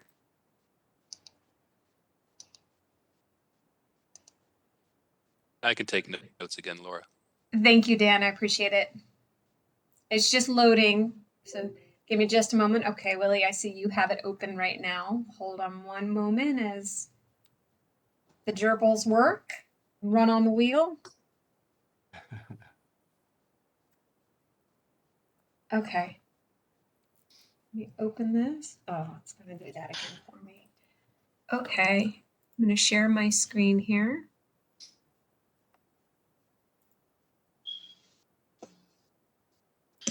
Okay, can you see your presentation, Willie? I'm looking at mine so I can see what's coming, but yeah, that's fine. As long as you get the first slide, then we can just move from the first to the second. Okay. The second is titled 10510 Pohick Court. Yes, I got it. Okay, so that's another applicant for the Vcap assistance. His name is Joe Flanagan, living at 10510 Pohick Court in the Pohick Creek watershed. His property is shown in white line along the property lines, and he does have an RP on the far right-hand side, which is a result of Pohick Creek that goes by through a park there. Our area of concern will be on the opposite side, which if you look closely, you may see a green patch on the hilltop. By the way, we can see the topo lines as well. That green patch is a septic field. However, his septic field is connected by an access road that comes to his driveway, which is on the other side of his garage. Between that walkway, between the driveway or access road rather, and his driveway and the cul-de-sac is a dense canopy of trees, evergreens and deciduous trees. Well, those trees cast shadow on that access road, and so grass doesn't grow very well on the road, and there is significant erosion. So if we go to the next slide, Laura. Give me just a moment. I lost my cursor. There it is. Okay. Okay, we're there. Our first slide with a yellow border shows us standing by the septic field with a back towards the septic field and showing the access road into the driveway that's on the far end of the photograph. And we can see how erosion is taking place on that access road. By the way, his soil types are all highly erodible. It consists of Wheaton, Fairfax complex, Barker's Crossroad, Natley complex, and Natley soil itself, all of which are highly erodible soils. And it does have some high percentage slope to it in the range of 15%. And if we move over to the next photo, which has a pink border around it, what we see there is his edge of his driveway and the amount of sediment that's deposited there after the last erosion took place. The tape you see there is my tape as I attempted to measure that length of access road to get an idea of what dimension we're working with. But so this shows the gravity of the extent of erosion taking place, even affecting his drive, coming onto his driveway. If we go to the next picture, please. Okay, we're there. Next picture is the contractor's image of what is there when he got there. And again, with the driveway in the foreground, you see the amount of deposition that's taken place. And this is how the contractor chooses to treat this area. Because this area is for accessibility to his septic field, to have it mowed, he needs to have it accessible to equipment. So his plan is to, in the foreground is to put a swale, a stone-lined swale that would pick up most of that runoff and bring it down onto the driveway and then to the street. Obviously, we don't pay for that stone-lined swale that he plans to put in there, and the borders of that swale he plans to sod. We don't pay for that. So our concern is from the upper limit that says ground cover with a black line going along the borders of it. That's the area that will be treated, and that's being applied for the Vcap participation. The next slide, please. We're there. So the next slide is an illustration of the designer to what would be planted in an area that's measured to be 18 feet by 70 feet. And the plant would include the list you see there in bullet points. I won't bother to read through them, but the arrangement would be as shown on the right-hand side, realizing that this is partly shaded and partly sunny. So these plants, I believe, are chosen specifically for that environment. And we'll go to the next slide, please. Okay. So the next slide is just a snapshot of the invoice, and it shows that for 1,260 square feet, which is that 18 by 70 portion. The erosion control cost would be about 4,900. Plant material would be about 3,100. It's a total of $8,061, which, if we look at 75% of that, would come to about $6,000. And so they're requesting the full $3,500 for assistance towards stabilizing that 1,260 square foot area. Are there any questions in this project? What is landscaping installations and erosion control? It looks to me like the whole project is plant materials and labor, but Right. So Right. So I believe they would have to come with some topsoil. Topsoil has been mainly washed out. And as you can see, it's just silty material at the bottom of the driveway. They may have to do some tilling and incorporation of soil amendments. And while that is there, they may have to install some erosion control measures to make sure they keep soil in place and until the plants stabilize themselves. And the lower portion is just materials, plant material that we talked about earlier. And I do have a number for that. Unfortunately, I didn't write it down here, but you can see how many plants they're going to be putting in and labor to install them. Again, So Willie, I'm sorry. the lower portion, just so you know, the lower portion of the invoice shows that other portion which we're not doing. That is the drainage, the stone line channel, and the sod they're going to use there. Can I ask a general question? Then I may have some specific comments. Sure. The general question I have is the role of this group to determine whether or not the proposed plan could potentially be successful based on kind of generalized criteria for stabilizing the area and performing? Do we have that obligation? I think we do, because just to start off, we do a site assessment and we recommend to them what we think would work based on the catalog of practices we have. And even when they send these things to us, we review them and say, well, I don't think this is adequate, or this may not be the right kind of plan. So whatever, we put our input there to ensure that is a success, because they have the obligation to maintain it. And we want to see it succeed, because we have to go back and use those things as models for other projects that are coming down the road. Okay, Laura, can you go back to the planting plan, please? The overview, the plan view. So I don't fully understand how they're planting it in, but things. So, for instance, if it's the Chrysognomon virginiana, green and gold is. I mean, it's not really a super effective ground cover. It's better interbedded.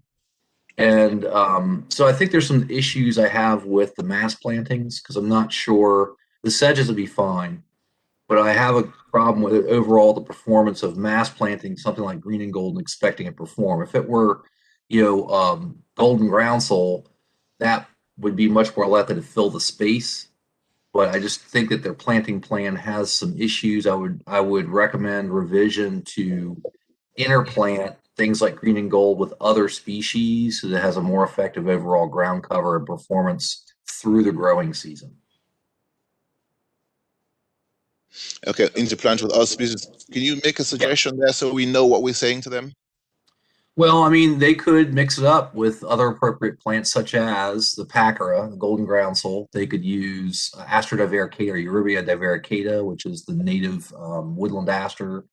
The bottom line is, I think the designer should provide a more diverse palette within that zone to provide full season coverage that will effectively root and cover the ground. I'm just not convinced that mass planting green and gold, which can easily get overrun by other species and isn't necessarily the best ground cover, is a good application. So the area in the middle, that mass planting of green and gold, I don't think that's an effective ground cover for the whole season. And I think they should diversify that space.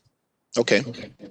The other question I had in looking at this is, you mentioned that they use this to access the drain field in order to cut the grass. How often are they accessing it, and what are they taking over these plants? I'm just wondering, the sedge should be fine, but I'm not sure how well the green and gold would stand up to driving a small lawn tractor over it. Well, they shouldn't be mowing this.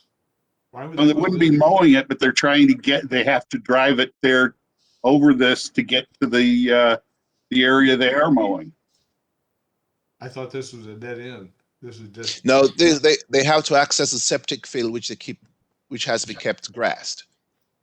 So they need plants that both will grow in the shade, will hold the soil, and can stand up to the kind of traffic they're going to be putting over it.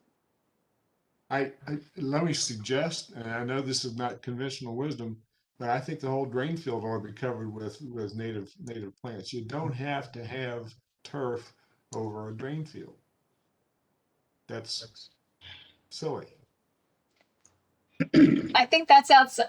I agree with you, Jerry. I know that that's definitely outside of the scope of this particular project. Right. Really, I think that those are all some really important things for consideration, and maybe they've already taken those into consideration. I don't know if he's going this way around in order to be able to access, his. Let me pull up this one. I don't know if he's going around this way or around this way in order to get back there.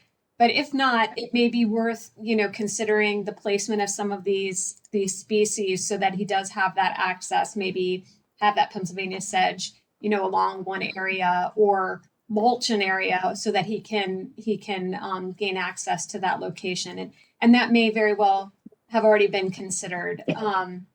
But the use of Pacra is always a great option as well, especially if he likes those yellow flowers. And I think that could be easily integrated. It's something that is pretty usually, available as well. So, So another thought, Jim's point's really well made. I didn't pick up on that right away. If he's going to be driving on it, then I would suggest the predominant cover include things such as the sedge. They can include path rush, poverty oats, basically graminoids that grow readily in soils under trees and can handle traffic. yeah. So there definitely are those plants out there, but Right. taking into account with Jim's point, I agree that it should include graminoid dominance likely. Yeah, and I'm looking at this. He says it's 18 feet wide. He doesn't need that big a path No. to get whatever he's taking back there to cut the grass. So it may be that should be sort of in the middle with other types of shade tolerant ground cover on the edges. So yes. So in regards to frequency, it's hard to tell, but this is just a septic field. I'm not sure, but once a month during the growing season, I'm not quite sure. But if we look at the photo that shows the path, you would see that the erosion is a big concern on the driveway. And if you look on the right-hand side there, you would see there's very few vegetation growing. I wonder if that could be an access for their equipment to when they do have to go up there, as opposed to us thinking there's a thoroughfare. It's not a thoroughfare for equipment, but they can't have like steps and things like that to break the slope there. Well, yeah, no, I'm looking at this picture. My assumption is the drain field is on the left side of the picture, off the picture. Now the drain field area. No, the drain field is behind the foreground of this picture. I stood back to the drain field, try to get a picture of where I see the erosion beginning to, which is the foreground, all the way down to the driveway. So that's the area we're treating. Willie, we are looking at right now the landscape professionals rendering where the riverbed is and the ground cover. So I just wanted to. No, sorry. If we can go back to those two pictures that have the yellow frame and the pink frame, I think that's the second slide. Yes. That's the third slide. I'm sorry. Gotcha. So the one with the yellow frame, I took with my back towards the septic field, which is fine. No problem there at all. The problem is when the slope picks up coming down that driveway, which becomes like the flow path for runoff. And I wanted to capture the erosive condition there. That's why I took that picture. And the second one with the pink thing just show the discharge of silt on the driveway. Right, I understand that. But in the yellow frame picture, there is a lot of bare ground, which I assume is how he's accessing the drain field. Definitely. And, yeah, so it probably doesn't need to be that wide. I can't imagine he's going up there with a large farm tractor. So even if he's doing a small lawn tractor, he maybe needs a 6 foot wide path that can take that traffic, and then he can plant other stuff outside of that path. Yes, I would agree. I think there's Willie, if you'd like, we can talk about this a little bit more, but I think the idea of creating a path for him to be able to access using his riding mower or whatever mowing device he chooses to use, and then thinking about the plant species there. That may just be some feedback we want to provide to the landscape designer so that they have the right kinds of vegetation that can tolerate even just periodic, Right. driving over. So, but I think that was, I've heard a couple of different things, and I think we can certainly pass that along. Okay. I have one other comment based on the landscape designer's picture is that I do think we should make comments on invasive species, and I recommend they remove the miscanthus from their landscape. It is becoming more and more problematic in terms of adjacent natural areas, and they should seriously consider killing the miscanthus, removing it, and putting in something native on the right side. Yeah. You're talking about this guy. That's Yep. What's the common name of that again? I can't remember. I think it's sometimes called silvergrass, but there's like 50 varieties in the nursery trade. Yeah, But it it's a really really bad. does take over. It's a really bad invasive, and it's becoming worse. So I would think if we're paying for conservation landscaping, they should remove highly invasive species adjacent to that area.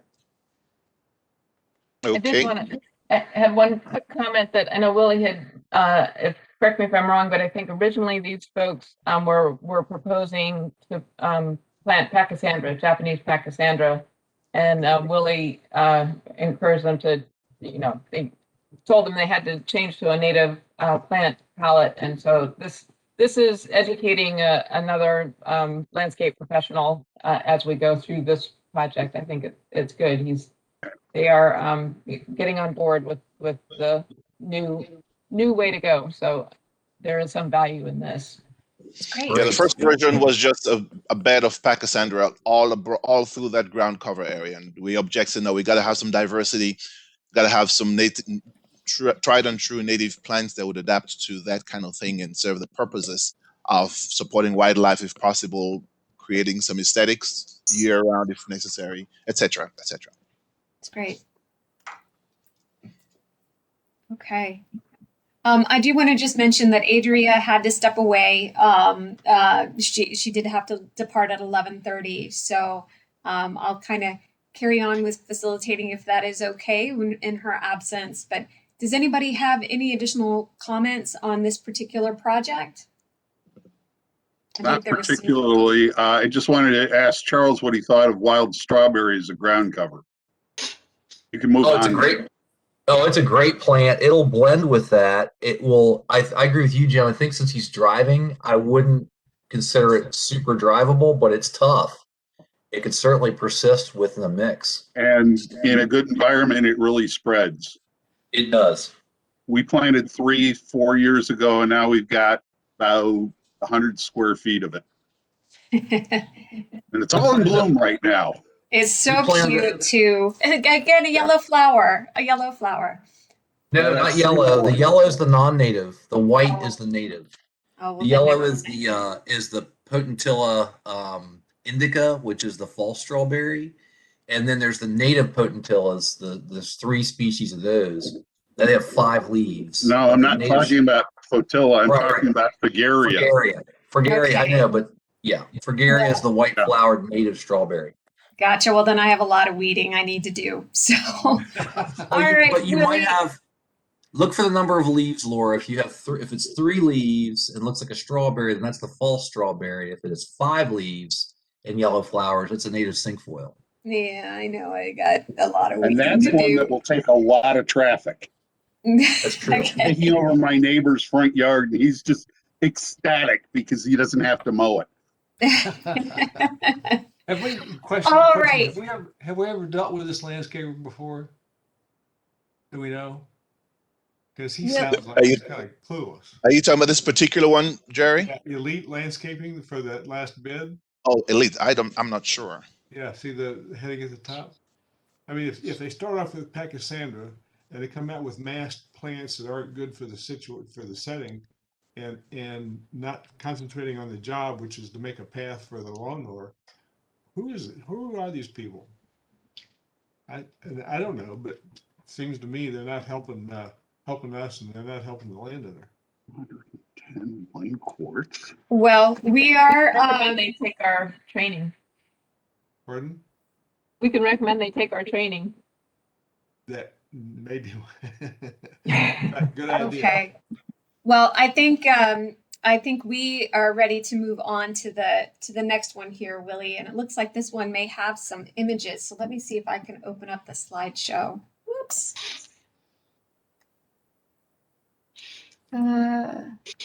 Okay, we're at the 2021 004 Queensberry Avenue, Willie. Okay, that happens to be my second and last presentation.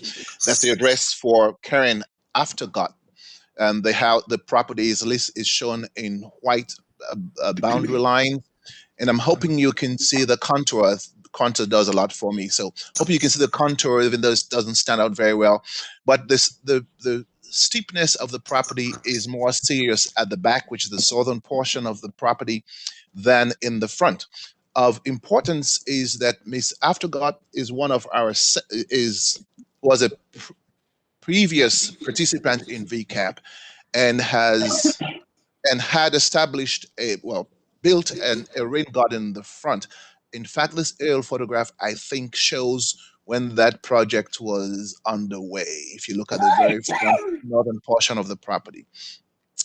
But I just want to, if it's okay, just take liberty of flashing back through a couple of photos to show you what the rain garden looks like today and what she's done. I think she's done a fantastic job, and she's very proud of her rain garden.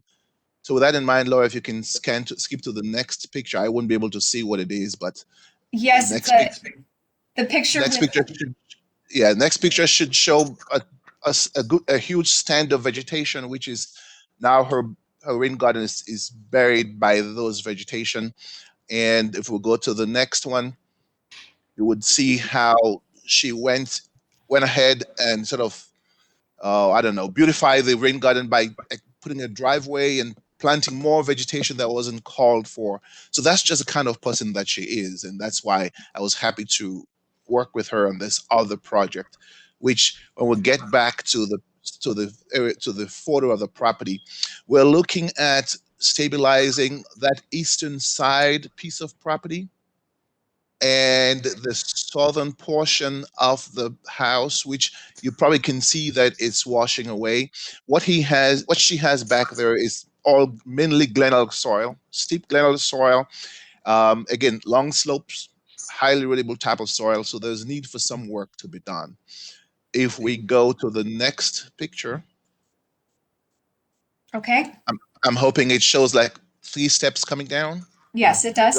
Okay, and that's my clipboard there. So I'm standing on the far side, on the west side of the property, looking down towards the east side, and you can see a downspout. That's why I took this picture. Show this downspout contribution that's causing the erosion you see along this portion where the steps are. Okay, and then if we go to the next slide. Okay. That's me now standing on the opposite side downhill, looking uphill, and you see yet another downspout that discharges. Rather, you can see the erosion that's taking place, pretty much no vegetation at all. And our next slide is just trying to capture a better view of that side between 2 downspouts. This one that's in the foreground, another one is way back there behind those steps that you probably can make out. So this is along the back side of the house, right, Willie? You're standing? Yes, along the back side of the house. So our focus will be on the back side and the side of the house. You can imagine what that property looks like when I showed the property, the parcel itself. Miss Aftergot is very hands-on and do-it-yourself kind of person. And I believe she did the design herself. You can barely see this because she did it in handwriting. But basically what she did was divide up the property section into areas. So if you look closely, you would see where it says planting area 1, this is planting area 2, 3, 4, etc., etc., etc. And if we move past all of this confusing design work that she did, we would go to the next page, next slide. Mm-hmm. Where she has listed the square footage of area 1, 2, 3, etc., etc., and came up with a total cost of $6,000. $837. She also provided some plans. So like 8 pages of this kind of writing gives me a headache. So I wasn't going to bother you with them, but she does have significant planting that she proposed.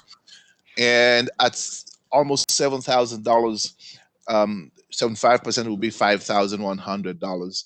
And she's asking for the maximum of $3,500, which is what is allowable for conservation landscaping.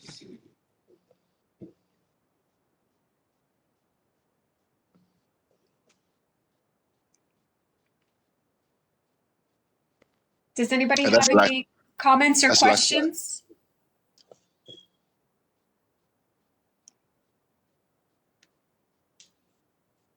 Any comments or questions on this particular site? Well, based on the photos, she definitely needs something. It's hard to kind of evaluate the plan.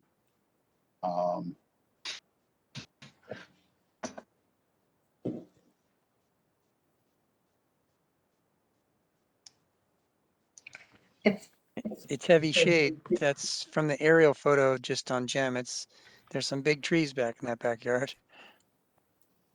Yes, there's very steep sloping backyard. Some big trees, but there are lots of volunteer vegetation as well, which just took over. And she's looking at improving that back area. She said to me, "Look, Willie, I walked on the front. I'm happy with it now. I want to go to the back." So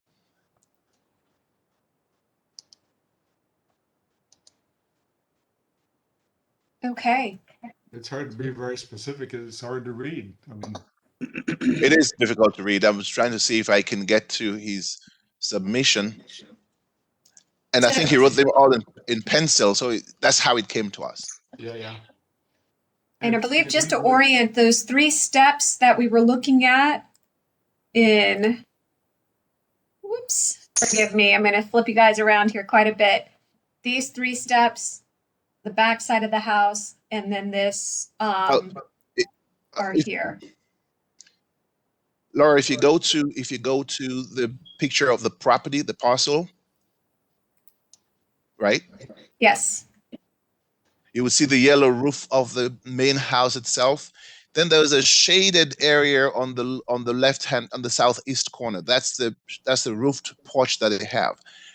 Those 3 steps are right there at the intersection of the yellow roof and the shaded area, which allows them to step out of the porch into the backyard. So that's where those 3 steps are. It's not showing there. You're talking about this area, Willie? That's a porch. And then the 3 steps are to the right where the left. right where the intersection of that shaded porch roof and the yellow permanent roof of the house is. That's where the 3 steps come out pointing towards the south. Gotcha. So that from the porch you can step down 3 steps and get into the backyard.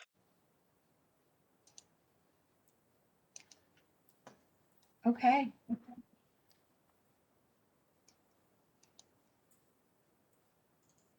Just to comment on this whole set of applications we're looking at today. There's a lot of them, if not all of them, that are, well, not all of them, but many of them are in shade. There's lots of trees. And if you don't know how to deal with the area under a tree, you end up with these erosion problems. Do we have any kind of guidance that we can package and give to homeowners and say, here's what to do with the shade under your tree or to the north of your house, shade gardening or something, so that we're not spending $10,000 at a whack, having contractors coming in and do it for them. It seems to me there's an awful lot of I like woods, and therefore I must like shade, but looks like it's causing a lot of problems in our suburban neighborhoods.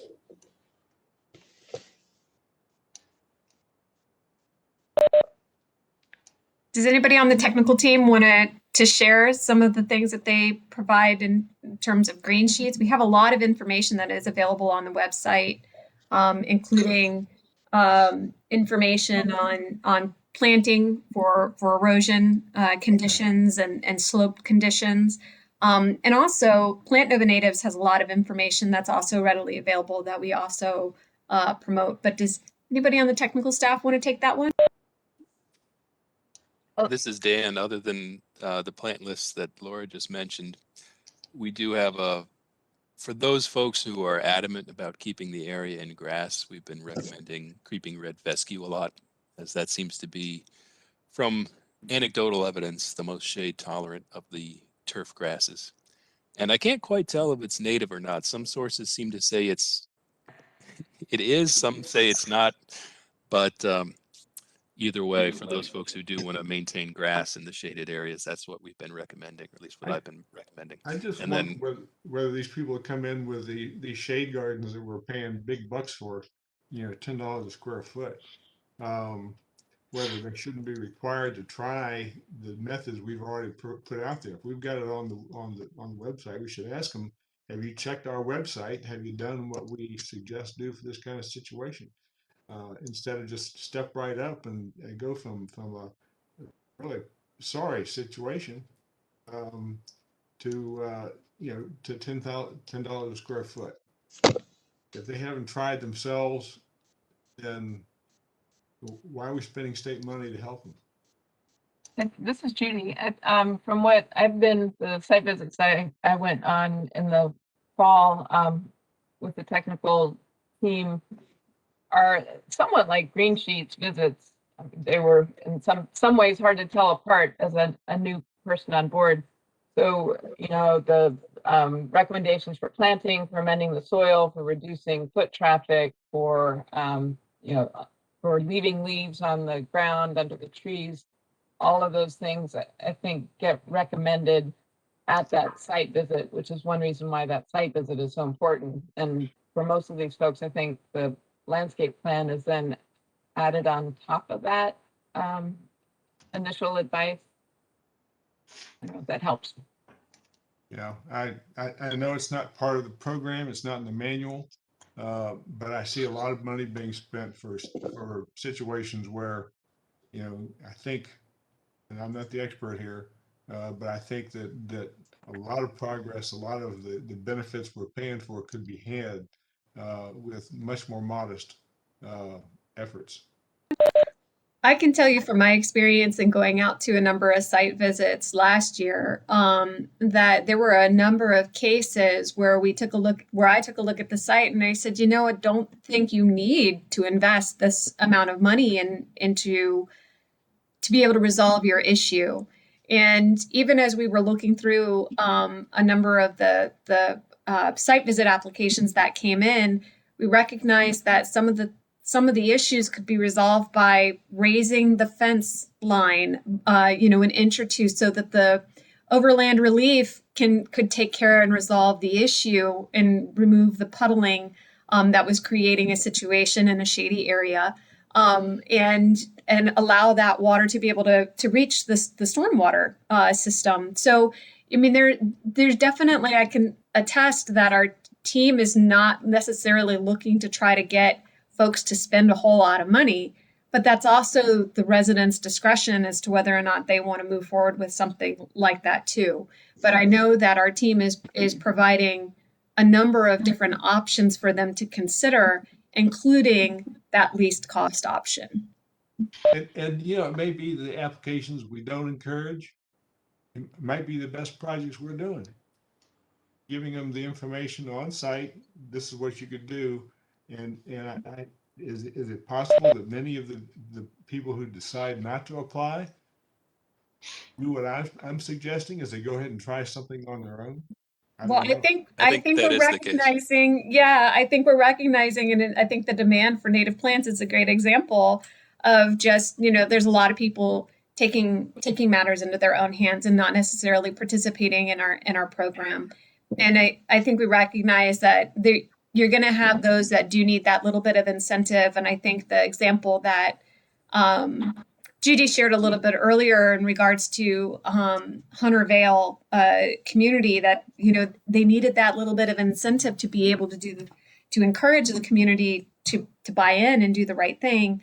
That's an important consideration. But there's a lot of people DIYing. And Dan, I didn't mean to cut you off. Maybe you might have something else to add. Yeah, I think we have a self-selecting group that goes through the application process in many ways. Now, a lot of the folks that I see who just, they see some bare soil and they want to get rid of it. Oftentimes they are looking for the cheapest solution. And as Judy mentioned, we've done 50 site visits, but we only have 24 applications. I think a lot of those 26 that didn't apply fall into that category where maybe they started exploring what the cost of native plants would be and what a larger landscaping renovation would cost, and it just wasn't their interest to go through that effort. A lot of the folks that you see who did apply were ones that wanted to do a big project anyway. They want to solve their erosion problem, but they're also already pro-natives. I think Karen Aftergut is a good example. I know her from both the rain garden that she put in earlier, but she works at Green Spring Gardens. She's a master gardener, so she's very into this to begin with. Yeah. And somebody like the Allen and Grossman properties, those two adjoining ones that I showed, I mean, they're looking at combined about 5,000 square feet of gardening. And frankly, our cost share is sort of a drop in the bucket for what their total project costs are going to be. But, I think when we look at the cost of these projects, we also have to consider what is the homeowner paying versus what we're paying. And of course, the cap on conservation landscaping is $3,500. So if we are looking at $10,000 or even $15,000 projects, that means most of the cost is being borne by the homeowner themselves. And frankly, that doesn't bother me if they're willing to pay for it and they want to. I applaud them and say go for it. But your point is taken that still there is some state money going into there. But I think we do have to remember that the cost per square foot is important, but so is the proportion of that is actually public money versus private. And I wouldn't discourage people from spending their own money if they do want to go for one of these sort of maxed out high dollar projects. No, I think there's value to them, and sometimes the biggest value is not in the actual stormwater runoff; it's in the example that they provide for the neighbors. So I'm not arguing against the projects. I just feel like some of the projects we've seen today, like the path through the woods to the drain field. Well, I think that could have been dealt with a whole lot cheaper. Using some of the recommendations we talked about, and relying more on time and managing the area rather than just go ahead and plant the whole damn thing with 20,000 plugs. Anyway, that's I'm finished. Thank you. All right. Well, some good points and some patterns certainly that we recognize as well. Is there anything else to come up before the group today, before we sign off? Laura, I just wanted to relate a conversation I had during the seedling distribution with a woman who lives in a Reston cluster. They got approved for 4 Virginia Trees for Clean Water projects, and they're returning the money for 2 of them because the board believes that pollinator gardens are hazardous. Really? Because they have children in the community. Are they afraid they're going to get stung? Yeah, it's just another one of those things that we need to be working on is education that, putting these plants in is not going to cause, create a hazard for people who live in the neighborhood. Jeez. So we haven't worked ourselves out of a job yet, unfortunately. Yeah. Well, the funny thing is the golf course, which adjoins the cluster, is going to be putting in a 1,600 square foot pollinator garden under the supervision of Claudia. Wow. With that, I have to run and to Falls Church for Arbor Day. So I will talk to you all later. Well, have a wonderful event, Jim. Thanks so much for joining us this morning. Is there anything else anybody wants to share today? Yeah, just a quick note. I wanted to compliment Maria. There's an issue with a homeowner in Mount Vernon district. She lives in a floodplain. The county had purchased the house next to her years ago and tore it down because of structural flooding. She made her problems worse by filling in a ditch along the VDOT right away in front of her house, and then there's drainage on the backside. But your staff looked at Maria in particular and recommended she use some landscaping that could improve her condition potentially, but she wanted to do a structural fix. And in doing so, she wanted to do it on the adjacent county parcel that the county had purchased, and she was denied that because she wanted to put essentially a structure that would serve her purposes, and there was the county couldn't accept liability and oversight. But I wanted to compliment Maria because I think the suggestion of doing conservation landscaping could have assisted her condition much less expensively and potentially gotten approved by the county on the county parcel if it had been done under some form of agreement. So anyway, you can't win every particular conquest, but I want to thank Maria for her efforts.